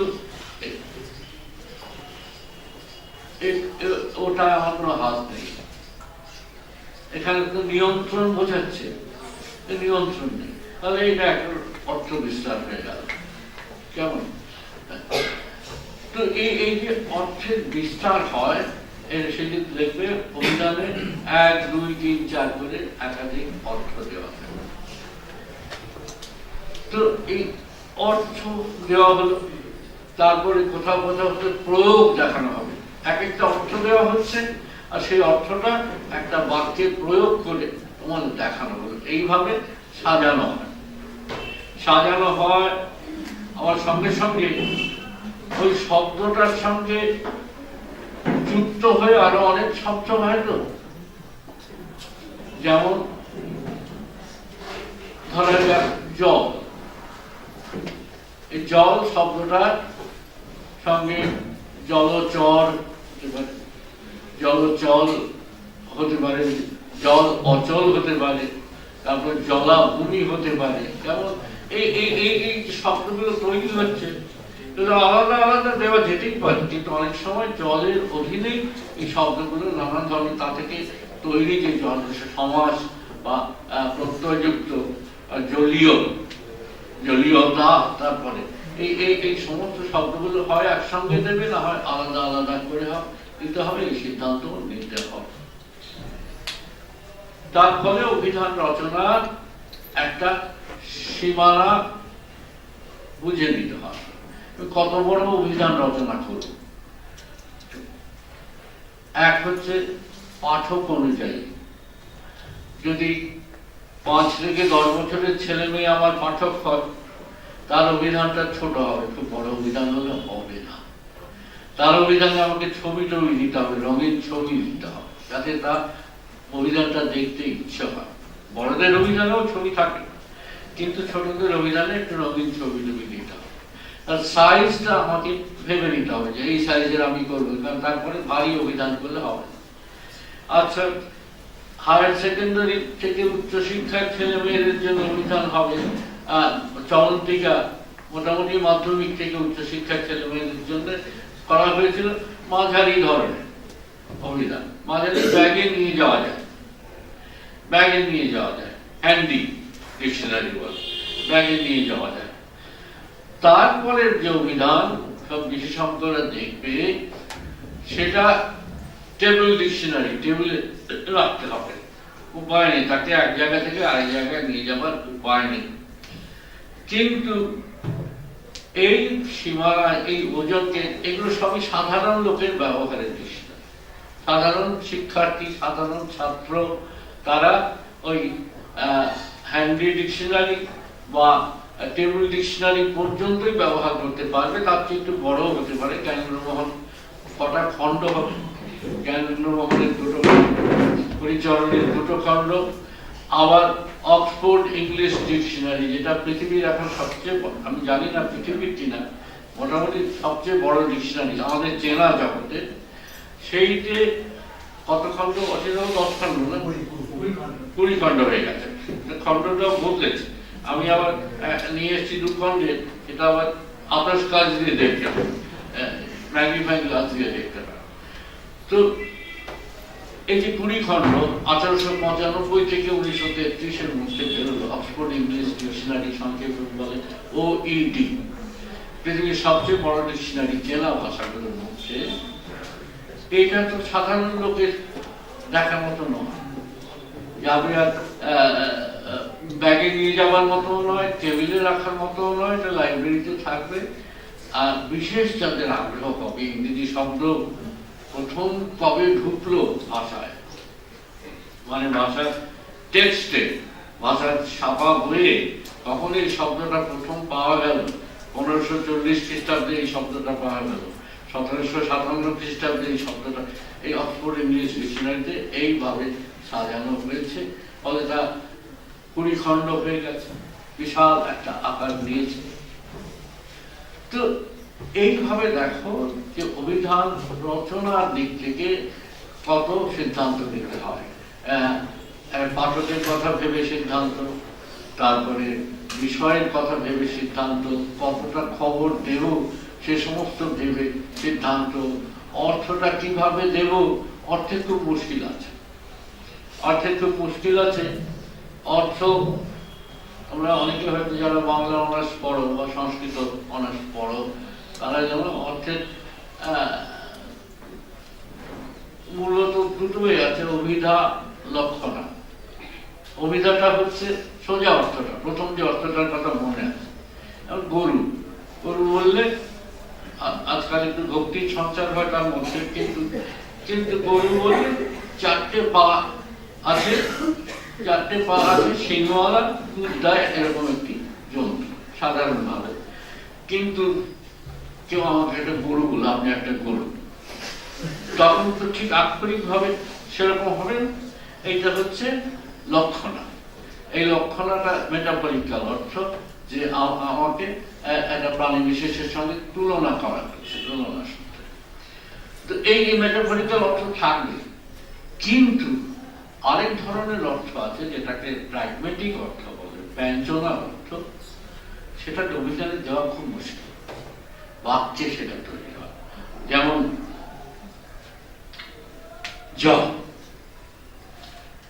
বড় সবাই প্রাপ্তবয়স্ক, কোনো প্রেমিক এসেছে প্রেমিকার কাছে, সে উসখুস করছে, উদ্বুদ্ধ করছে, সেটা প্রেমিকার পছন্দ হচ্ছে না। সে যখন প্রেমিক বলছে আমি যাই, এখন যাও। এই যাও যে বললো, আসলে তো সে যাও বলতে চায় না। যেমন এই যে অর্থটা, ব্যঞ্জনার অর্থটা, প্র্যাগমেটিক অর্থ, এই অর্থটা অভিধানে দেওয়া খুব মুশকিল, যদি না প্রয়োগে দেখানো হয়। বিশেষ করে বর্ণনা করে এমন অভিধান সত্যি সত্যি তৈরি করা খুব অসম্ভব, যাতে এই সমস্ত রকম প্র্যাগমেটিক অর্থ। যেমন আমি কোনো বন্ধুর বাড়িতে বেড়াতে গেছি, দুপুর গড়িয়ে বিকেল হচ্ছে, বন্ধু চাটা দেবার নাম করছে না, কেন? তখন যদি আমি বলি, আরে তোদের পাড়াতে চাটা পাওয়া যায় না, কেমন? এই প্রত্যেকটা কথার মধ্যে তুই আমাকে চা দে, এটা কোথাও নেই। আমার যে চাকে তুই আমাকে চা দে, এটা কোথাও নেই। কিন্তু তোদের পাড়ায় চাটা পাওয়া যায় না, এই যে ইঙ্গিতের কথাবার্তা, এইগুলো অভিধানে দেওয়া খুব মুশকিল। কিন্তু একটা ভাষায় এই অর্থটা আমরা কতভাবে প্রকাশ করি, বাক্যে নানা রকম অর্থ প্রকাশ করি, যে বাক্যের শব্দগুলোর মধ্যে নেই। তো এইরকম ভাবে অভিধানকাররা কোথাও গিয়ে আটকে যায়, এর বাইরে আমরা দিতে পারবো না, কারণ তাহলে অভিধানের আকার বিশাল ভীতিপ্রদ একটা আকার নেবে। এখন অভিধান এর শব্দগুলোকে, কোন শব্দগুলো নেব, কোন শব্দগুলো নেব না, এ নিয়েও সিদ্ধান্ত নিতে হবে। ধরো এটা সামাজিক সিদ্ধান্ত, এটা যে ভাষা বিজ্ঞানের বা অভিধানকারের সিদ্ধান্ত তা নয়। ধরো শ্লীল অশ্লীল, আমরা কিছু কিছু শব্দ শ্লীল বলে মনে করি, ভদ্রলোকে বলতে পারে, আবার কিছু কিছু শব্দ অশ্লীল বা আমরা মনে করি যে ঠিক রুচি সঙ্গত নয়। যেমন ঘ্যাম কথাটা, ওই খুব ঘ্যাম লোক, ভাষায় আসছে, আমার ভাষায় এসে গেছে, কিন্তু আমি কি অভিধানে রাখবো? আমি কি, আমার সত্যি খুব কম অভিধানে তুমি পাবে। ওই এক ধরনের অভিধান এখন বেরিয়েছে বাংলার, কেউ বলে অপশব্দের অভিধান, কেউ বলে স্ল্যাং, স্ল্যাং আমার ছাত্র অগ্রবসুর স্ল্যাংয়ের অভিধান বার করেছে। এই শব্দগুলো, এই সিদ্ধান্তটা অভিধানকে নিতে হবে, আমি কাদের জন্য অভিধান করছি, তাতে কোন শব্দগুলো নেব। ইংরেজি অভিধানে অনেক সময় ফর্মাল, ইনফর্মাল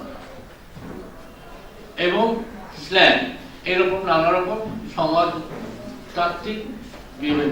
ফর্মাল মানে ভদ্রলোকে এই কথাগুলো বলা যেতে পারে, বা আমি যদি প্রবন্ধ লিখি, তাতে এই প্রবন্ধ লেখায় এই শব্দগুলো ব্যবহার করা যেতে পারে। লিটারারি কখনো বলা হয় সেটা নেওয়া যেতেই পারে, ফর্মাল। আবার ইনফর্মাল,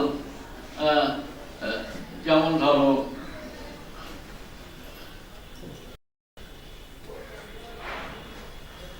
আমি খুব একটি, তুমি খুব ঘেরিয়ে গেলে দিচ্ছি, ঘেরিয়ে গেলে আমরা বন্ধুরা বলতে পারি, যেমন ঘেরে গেলি, ঘেরিয়ে গেল, ধারালেন, স্যার খুব ধারালেন, এটা আমরা বলতে পারি, কিন্তু এগুলো ইনফর্মাল, এগুলো অশ্লীল নয়।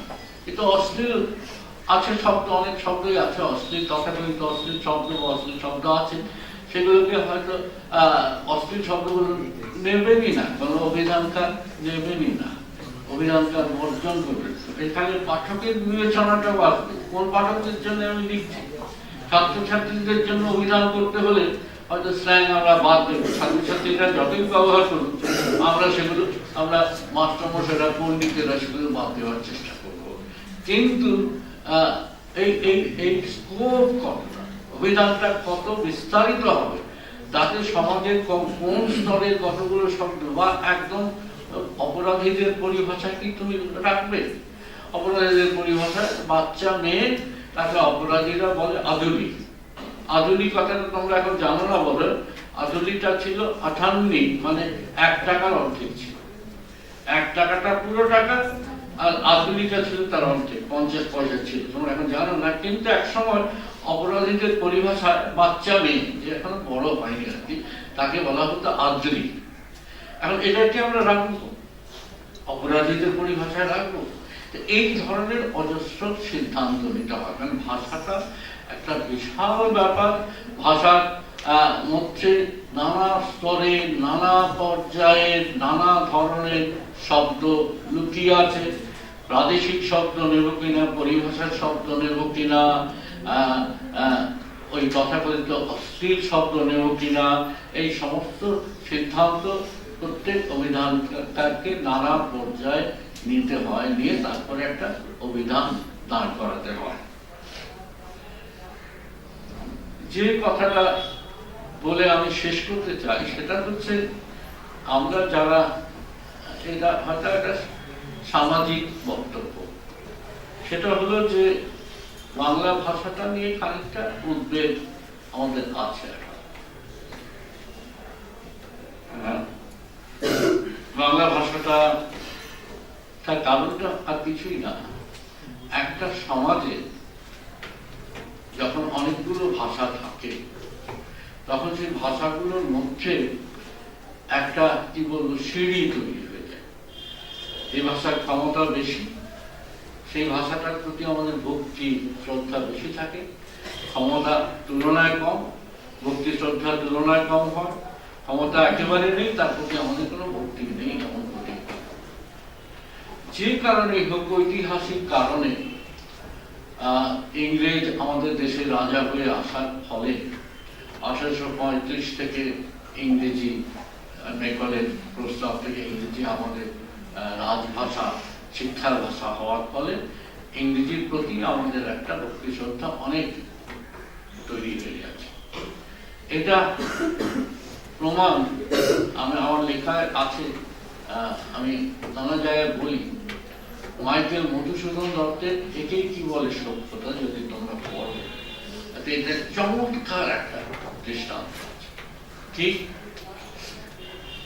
একে আবার বলছি, একটু প্রাপ্তবয়স্কের ব্যাপার আছে, অশ্লীল কথা নেই, কিন্তু প্রাপ্তবয়স্কের ব্যাপার আছে। যে বন্ধুরা বড় লোকের বখাটে ছেলে, সব বড় লোকের বখাটে ছেলে বাবাকে বলছে যে একটা খুব জ্ঞান তরঙ্গিনী সবাই, একটা জ্ঞানের আলোচনা সবাই যাচ্ছে, আসলে যাচ্ছে খারাপ পড়ে।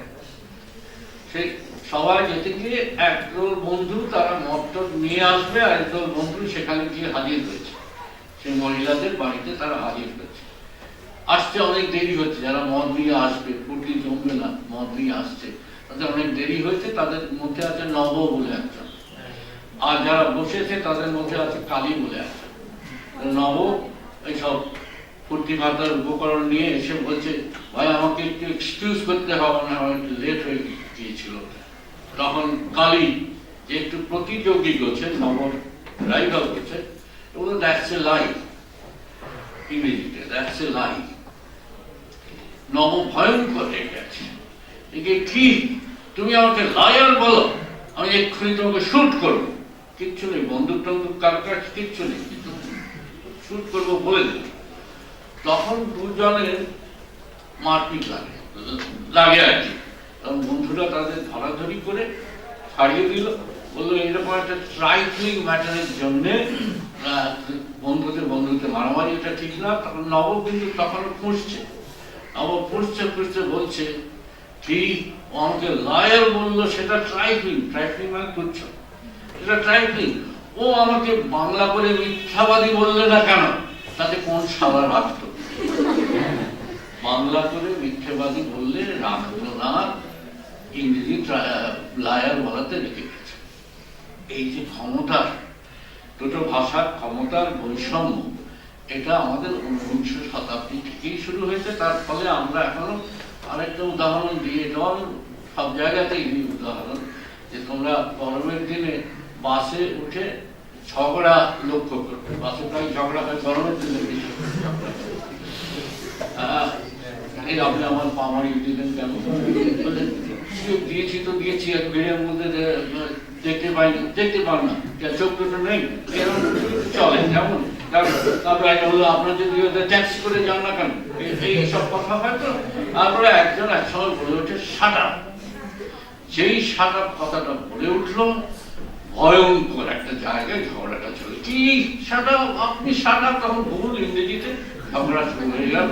তখন যাত্রীরা নামে টামে ইংরেজির যে ক্ষমতাটা আমরা বুঝতে পারি। তার ফলে আমরা এখন কথায় কথায় ইংরেজি বলি, আমরা কাজের লোকদের সামনে ইংরেজি বলি ইমপ্রেস করবার জন্য, যে আমরা ভীষণ রকমের শিক্ষিত লোক। ওরা কিছুই জানিস না, এই ইংরেজি বলা আর না বলার মধ্যে বাবু আর না বাবুর তফাৎ হয়ে গেছে আমাদের দেশে। অর্থাৎ যারা ইংরেজি জানে না তাদের আমরা অবজ্ঞা করতে পারি, সেটা ছেড়ে দিলাম। কিন্তু বাংলা ভাষাটা নিয়ে একটু দুশ্চিন্তার কারণ তৈরি। সেই জন্য আমি তোমাদের বলবো যে বাংলা অভিধান একটা করে তোমরা দেখবে, একটা করে কাছে রাখবে। বাংলা ভাষাটাকে যথাসম্ভব বাংলিশ না বলে একটু ভালোভাবে বাংলা ভাষাটা বলবার চেষ্টা করবে।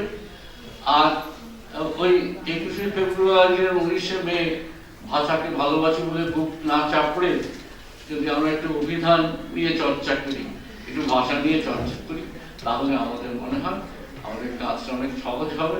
অভিধান নিয়ে চর্চার জন্য এই অসিতাভ বাবুরা খুব চেষ্টা করে যাচ্ছে, অভিধান নিয়ে অনেক লেখা লিখছেন। আমিও খুব গালাগাল খাই বানান টানান ঠিকঠাক করতে গিয়ে। তারপর ইংরেজি বলি যে পরে ইংরেজি শিখলেও চলবে, সব নিয়ে প্রচুর গালাগাল খেয়েছি, সেসব এখন হজম উঠে গেছে, সেসব আর কিছু নেই। কিন্তু এই যে বলি যে ভাষাটাকে, নিজের ভাষাটাকে ভালোবাসবে, ভালোবাসার মানে একটু পরিশ্রম করা। ডিকশনারি দেখা একটা পরিশ্রমের কাজ, আমি জানি, এই পরিশ্রমটাও করবে, দেখবে ভালোই লাগবে। সবাইকে নমস্কার, সবাই ভালো থাকবে।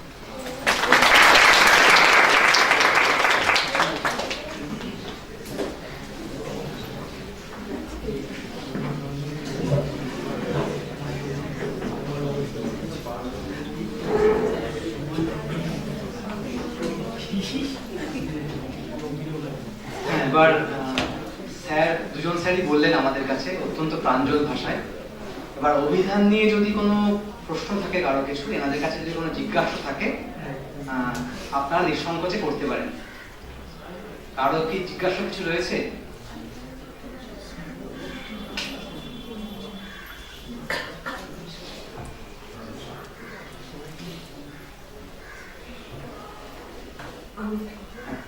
প্রশ্ন না, স্যারের মতামতটা চাইছি। আসলে উদ্বেগের কথা তো ক্রমশ বেড়েই যাচ্ছে, আমাদের নানা রকম উদ্বেগ, সাংস্কৃতিক উদ্বেগও খুব বাড়ছে। তা শুধু কি ইংরেজি নিয়ে উদ্বেগের কারণ আছে? এখন তো অন্য ভাষারাও, যারা রাজভাষা হয়ে যেতে হবে বলে মনে করছে না, সেইখানে উদ্বেগ। তা বাংলা আমাদের নিশ্চয়ই আমরা পড়বো, আমরা নিশ্চয়ই অভিধান নিয়ে কাজ দেখবো, পড়বো, কিন্তু আমি একজন শিক্ষক হিসেবে আমি আর কি বলতে পারি আমার ছাত্রছাত্রীদের? আমাদের তো গর্বের অনেকগুলো জায়গা আছে, সেটা আমরা বলি সবসময় ক্লাসে, কিন্তু আর কিভাবে তাদের দিশা দেখাতে পারি?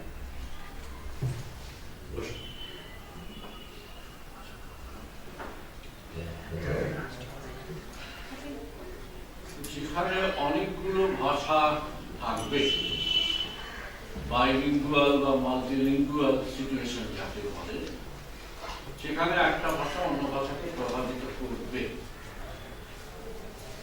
আমাদের ক্ষেত্রে ক্ষেত্রে ইংরেজি ভাষা প্রভাবিত করেছে। এখন হিন্দি কথা তুমি হিন্দি করছিল, হিন্দি আসছে, শব্দ অনেক এসেছে, শব্দ আসাতে কোনো আপত্তি নেই, এবং টেবিল চেয়ার এই শব্দগুলো আমরা এখন বর্জন করতে পারি না। কিন্তু বাংলাটা বলতে গেলে অনেক সময় দেখা যাচ্ছে অকারণে ইংরেজি শব্দ বা হিন্দি শব্দ এসে যায়। অকারণের জায়গাটাই একটু নিজেদের খেয়াল রাখতে হবে। তা আমি তো অ্যাকচুয়ালি এই কথাটা বলতে চাইনি, অ্যাকচুয়ালি বদলে আসলে কথাটা অনেক শব্দ। আমি তো আসলে এই কথাটা বলছি, কিন্তু এসে যায় মুখে আমি তো অ্যাকচুয়ালি এই কথাটা বলতে চাইনি। এই জায়গাগুলো খেয়াল রাখবে, এইটি আর কিছু না। আমি ছুটি বায়ুগ্রস্ত হতে বলছি না যে অন্য ভাষার শব্দ আসবে না, অন্য ভাষা আমরা শিখবো না, 10টা ভাষা শিখবো, তাতে কিছু যায় আসে না। কিন্তু আমার ভাষা একটা তার চেহারা আছে, তার ছবি আছে, সেই চেহারাটা ছবিটা মোটামুটি আমি যেন বজায় রাখতে পারি।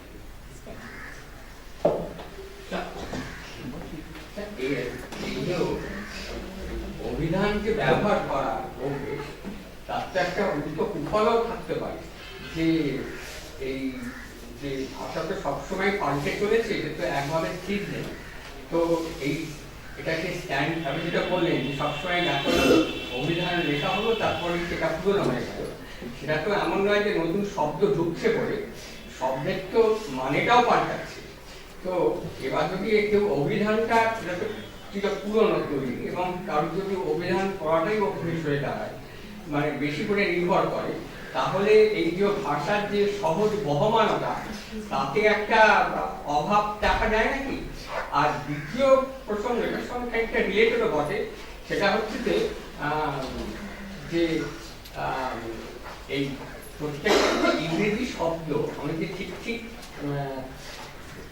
ইংরেজির যে মানেটা আমরা বুঝি, সেটা তো ডিকশনারি থেকে শিখিনি, সেটা ইংরেজিতে কিভাবে ব্যবহার হচ্ছে তার থেকে শিখে নিয়েছি। ফলে হয়তো অনেক সময় একটা পার্টিকুলার ইংরেজি শব্দে পরিবর্তে যে বাংলা শব্দটা ব্যবহার করছি, সেখানে কিন্তু একটা সূক্ষ্ম তারতম্য। যেমন আপনি লায়ার কথাটাই বললেন, যে লায়ার আর মিথ্যেবাদী, এখানে কিন্তু যেভাবে আমরা এখন ভাবতে অভ্যস্ত হয়ে গেছি, তাতে কাউকে হয়তো লায়ার বললে বোঝাবে হয়তো একটা লায়ার, এবং মিথ্যেবাদী যদি কাউকে বলা হয়, মিথ্যেবাদী মানে দাঁড়াবে হয়তো যে সে একটু অভ্যাসগতভাবেই মিথ্যে কথা বলতে অভ্যস্ত। লায়ারে কিন্তু হয়তো সেই ব্যঞ্জনাটা ঢুকবে না।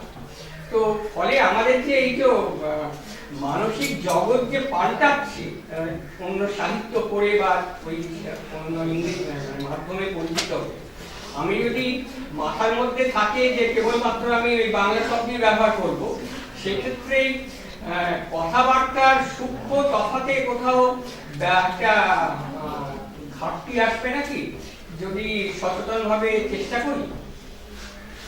আমি মনে করি এটা অনেকটা একটা কাল্পনিক উদ্বেগ, আপনার উদ্বেগটা অনেক কাল্পনিক উদ্বেগ। কারণ এমন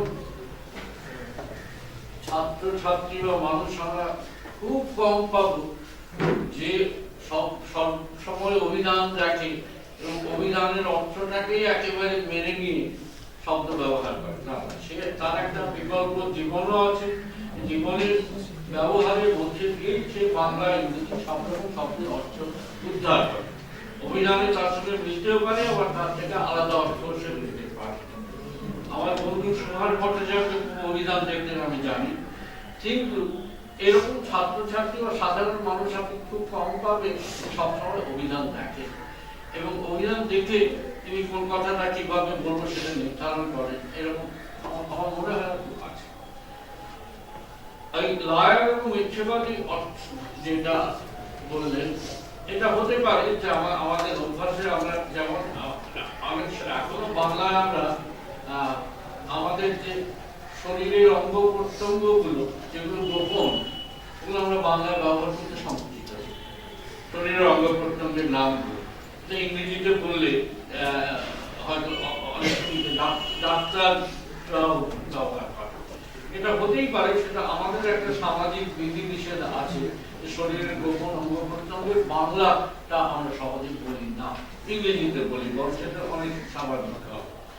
এটা হতেই পারে, কিন্তু আমি সেগুলোর কথা বলছি না। আমি বলছি যে সাধারণ বাংলা কথা, সাধারণ বাংলা কথা অ্যাকচুয়ালি আসলে খুব একটা তফাৎ হবে না, খুব একটা তফাৎ হবে না। সেই জন্যই আমার মনে হয় যে এটা ঠিকই, কিন্তু তবু মনে হয় যে অনেকটা খানিকটা আপনি অতিরঞ্জিত একটা আতঙ্কে পৌঁছেছেন। বলছি আপনি যেটা বললেন এই বাংলা ফ্রম ইংরেজি, এই বিরুদ্ধে কিন্তু কোনো জায়গা নেই। আপনি তো ভেবে দেখুন, আমাদের বাংলার যারা প্রখ্যাত সাহিত্যিক, বুদ্ধদেব বসু, জীবনানন্দ দাস, সুনীলনাথ দত্ত, বিষ্ণুদেব, এরা কিন্তু সবাই ইংরেজি রচনা করছে, তো বাংলা রচনা করছে।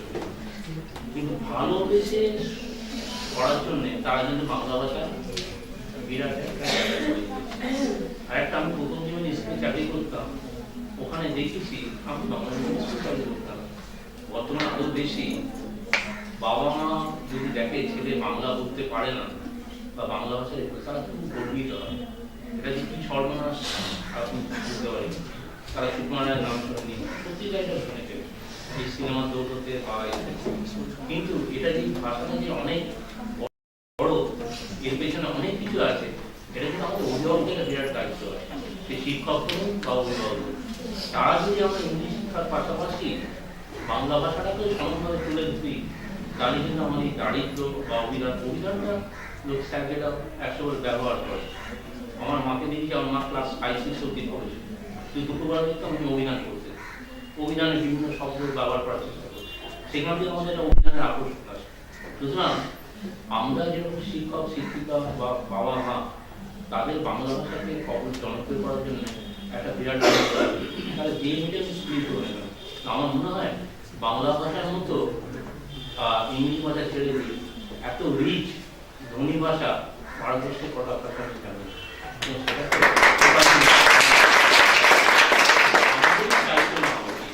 সেটা টিচার হন, বাবা মা হন, কাকা হন, অভিভাবক হন, এটা করলে দরকার। সুকুমার রায় যে পড়েনি আর যে বাঙালি 20 মাস খায়নি, এগুলো তো একই ব্যাপার।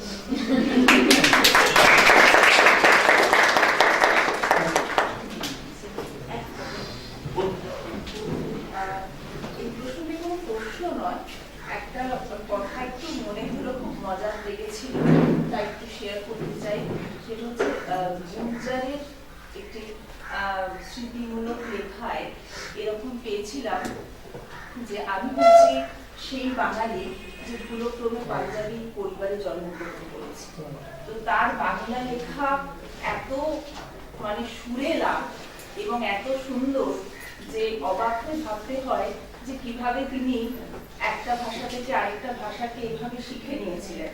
এবং তার একটা লেখায় সিনেমা সংক্রান্ত, মৃণাল সেন এবং তপন সিংহের সিনেমা বানানোর ক্ষেত্রে তিনি যখন বাজেটের কথা বলছেন, তখন উনি লিখেছেন যে ওনাদের কাছে শিখতে হয় যে সিনেমার বাজেট কিভাবে স্মল থেকে স্মলতর করা যায়, মানে ইংরেজি ভাষাকেও কিভাবে বাংলায় ঢুকিয়ে দেওয়া যায়।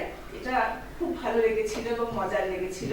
গুলজারের কথা বলছেন আপনি? হ্যাঁ, গুলজার আমি ওটা সম্ভবত অনুবাদ, গুলজার বাংলা লেখেন না না অনুবাদ, অবশ্যই অনুবাদ, কিন্তু যিনি অনুবাদ কিন্তু করেছিলেন আপনি আবু সঈদ আইয়ুব পড়বেন। আবু সঈদ আবু আইয়ুব, সঈদ আইয়ুব উর্দু ভাষী, হ্যাঁ তিনি যেভাবে বাংলা পড়েছেন এবং লিখেছেন, রবীন্দ্রনাথ পড়বার জন্য হ্যাঁ সেইটা দেখবেন। আর অনেক ইংরেজি বিখ্যাত মানুষ একটাও ইংরেজি শব্দ ব্যবহার না করে অসাধারণ বাংলা লিখেছেন। অশোক মিত্র, যেমন অশোক মিত্র বক্তৃতাতেও আপনারা ইংরেজি শব্দ পাবেন না। অশোক মিত্র মানে এরকম অনেক মানুষ আছে। আমি সত্যেন্দ্রনাথ বসুর বক্তৃতা শুনেছি, বৈজ্ঞানিক, একটাও ইংরেজি শব্দ ব্যবহার না করে তিনি করতেন। আমার বন্ধু শ্রমিক বন্দ্যোপাধ্যায় বলছে, তখনকার দিনের বিখ্যাত ছাত্র গায়ত্রী চক্রবর্তীর সহপাঠী, শ্রমিকের বক্তৃতা শুনবেন বাংলা, কোথাও ইংরেজি শব্দ ব্যবহার করে না করে কোনো অর্থ ক্ষতি হয় বা অর্থ পূর্ণ হয়, এটা আমার মনে হয়। তবে লাস্টে একটা বিষয় নিয়ে মজার কথা বলি। শিবরাম চক্রবর্তী বলেছিলেন যে ম্যারেজের আগে ডিভোর্স কোথায় হয়,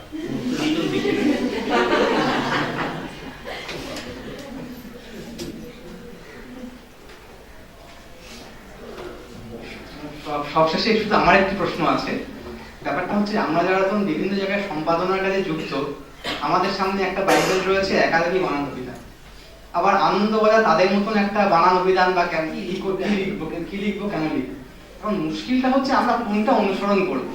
যেমন এখানে টেক্সটটা করতে গিয়ে উপলক্ষে জপলা হবে কি জপলা হবে না, এটা আমি বানান অভিধানে দেখলাম জপলা আছে, আবার বোধহয় আনন্দবাজারে নেই। এখন এটা একটা বিরাট সমস্যা আমাদের কাছে। তো সেক্ষেত্রে কি করণীয় যদি একটু মানে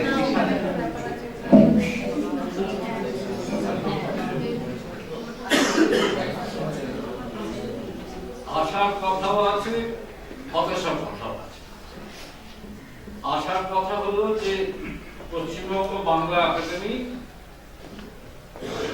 কলকাতা বিশ্ববিদ্যালয় ইত্যাদিকে অনুসরণ করে মোটামুটি একটা সিদ্ধান্তে পৌঁছেছিলেন, এবং যার ফলে হয়েছে কি যে এই বাংলার বানান ওই বাংলার বানান অনেকটা কাছাকাছি চলে এসেছে।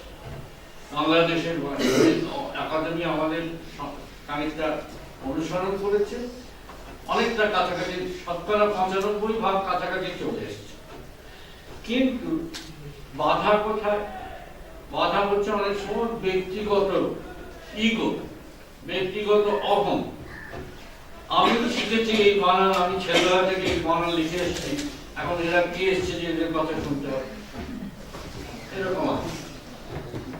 জেনেও অজানেও এই আনন্দবাজারের তার একটা প্রাতিষ্ঠানিক অহংকার আছে। আমরা এত কাজ করছি, আমরা কেন ওদের কথা শুনতে যাবো? কেমন আমরা নিজেও যে এখন খুব শুদ্ধ বানান লিখে তা কিন্তু না, প্রচুর ভুল ছাপা হচ্ছে।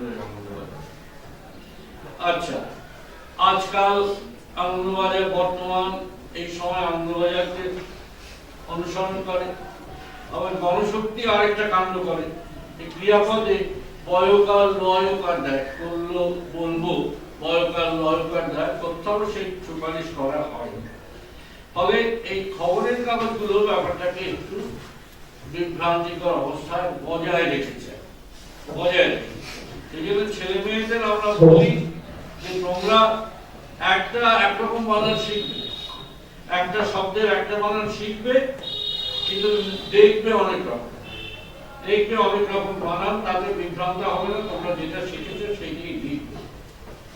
তো আমি জয়দীপকে বলবো একটা কোনো অনুসরণ করো, আগের লাইনে এক বানান, পরের লাইনে আরেক বানান যেন না হয়। একটা যেটা পছন্দ, আনন্দবাজার যদি পছন্দ হয়, আনন্দবাজারের সামগ্রিক বানান কিচ্ছু নেই, আনন্দবাজারের নেই, কিন্তু বাংলা একাডেমি একটা সামগ্রিক বানান আছে। বাংলা একাডেমি অভিধানকে আমি আরেকটু বাড়িয়ে, আমি আরেকটা অভিধান করেছি বানান, ব্যবহারিক বাংলা বানান অভিধান, সেটাও দেখতে পারো, বা সংসদের বানান অভিধান দেখতে পারো, যে একটা অনুসরণ যে কোনো একটা এগুলো।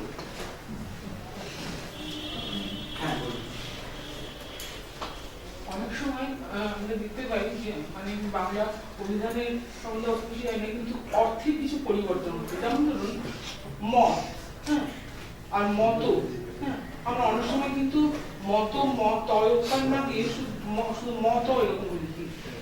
এই উপলক্ষ বলছি যে লক্ষ্য যখন হয় তখন তো মানে মানেরও পার্থক্য হয়ে যাবে। মানে আমি একটা জিনিস লক্ষ্য করছি, আর একটা বস্তু আমার লক্ষ্য, একটা জফলা হবে আর একটা জফলা হবে না, এই মানেরও তো কিছু পার্থক্য হয়ে যায়। আমি লক্ষ্যটা বলি, এইটা করেছিলেন আমার যত মনে হয় বুদ্ধদেব বসু, এটা করেছিলেন জফলা না দিয়ে লক্ষ্য করা। মনে করে শুধু লক্ষ্য করার ক্ষেত্রে জফলা হবে, লক্ষ্য রাখার ক্ষেত্রেও জফলা হবে। শুধু লক্ষ্য করা যদি পরে থাকে, লক্ষ্য করেছি করিনি লক্ষ্য করব, সেখানে জফলা হবে না, কারণ লক্ষ্য এই মূল ধাতুটা থেকে উনি লক্ষ্য করেছেন। সেইটা আনন্দবাজার এবং পরে বাংলা একাডেমি গ্রহণ করেছে, কিন্তু ওই শুধু নির্দিষ্ট জায়গায় লক্ষ্য করাটা পরে না থাকলে সব জায়গায় জফলা হয়। উপলক্ষে কেন জফলা হয় সেটা যেহেতু এটা বিশেষ্য বা বিশেষণ, এবং লক্ষ্যটাও জফলা দিয়ে বিশেষণ, তাই লক্ষ্য রাখবো, আমার জীবনের লক্ষ্য, এগুলোতে জফলা হবে। খোলা হবে, লক্ষ্য করাতে শুধু জটিলতা হবে, এইটা হচ্ছে ব্যাপার। আর মত আর মত আমাদের সুপারিশ হচ্ছে তলকার্য মত, যাতে মত থেকে তফাৎ করা যায়, এইটা করলেই হয়েছে। হ্যাঁ, আমরা প্রায় অনুষ্ঠানের শেষ পর্যায়ে পৌঁছে গেছি। শুধু একটা ঘোষণা রয়েছে, আপনারা জানেন যে আগামীকাল গ্রন্থাগার দিবস, মানে 1925 সালের 20 ডিসেম্বর রবীন্দ্রনাথ ঠাকুরের সভাপতিত্বে বঙ্গীয় গ্রন্থাগার পরিষদের প্রতিষ্ঠা হয়। সেই উপলক্ষে আগামীকাল বঙ্গীয় গ্রন্থাগার পরিষদের বিধাননগর ভবনে রবীন্দ্রনাথের মূর্তি আবরণ উন্মোচন হবে এবং সেখানেও প্রধান অতিথি থাকবেন অধ্যাপক পবিত্র সরকার। তো আমরা আপনাদের সবাইকে সেখানে আমন্ত্রণ জানাচ্ছি। আর বাইরে একটা এক্সিবিশন চলছে বইয়ের, মানে আপনারা এখান থেকে অনুষ্ঠান শেষে ওখানেও যোগ দিতে পারেন, কোনো অসুবিধা নেই। এবার সবশেষে আনুষ্ঠানিকভাবে ধন্যবাদ জ্ঞাপন দেওয়ার জন্য আমি বাংলা বিভাগের মাননীয় বিভাগীয় প্রধান অধ্যাপিকা অরুণ চট্টোপাধ্যায়কে অনুরোধ জানাচ্ছি।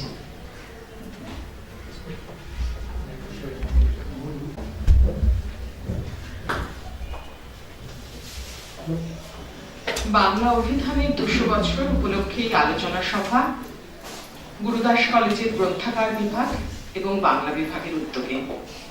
কিন্তু বাংলা বিভাগের আলোচনা আমি এটা দেখে এসেছি আগেও, যে সব আলোচনায় শেষে একটা মজলিসে মতামত বিনিময় সম্পূর্ণ হয়।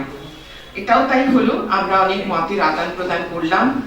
সবাইকে অনেক ধন্যবাদ, বিশেষত আমাদের অধ্যক্ষ ডক্টর মৌসুমী চট্টোপাধ্যায়, যিনি এই ধরনের অনুষ্ঠান করার জন্য আমাদের সবসময় অনুপ্রেরণা দিয়ে থাকেন, তাকে বিশেষভাবে ধন্যবাদ জানাই। ধন্যবাদ আমাদের শিক্ষক সম আজকের দুজন মাস্টার মশাইকে, পবিত্র সরকার এবং অসিতাভ দাসকে। আর ধন্যবাদ আমার সমস্ত সহকর্মীদের, কারণ অনুষ্ঠানটা শুধু আর বাংলা বিভাগের থাকে না, এখানে কলেজের সমস্ত বিভাগ এসে অংশগ্রহণ করেছে। আর আমার বাংলা বিভাগের ছাত্রছাত্রীদের, কলেজের শিক্ষাকর্মীদের সবাইকে ধন্যবাদ জানিয়ে অনুষ্ঠানটা শেষ করছি।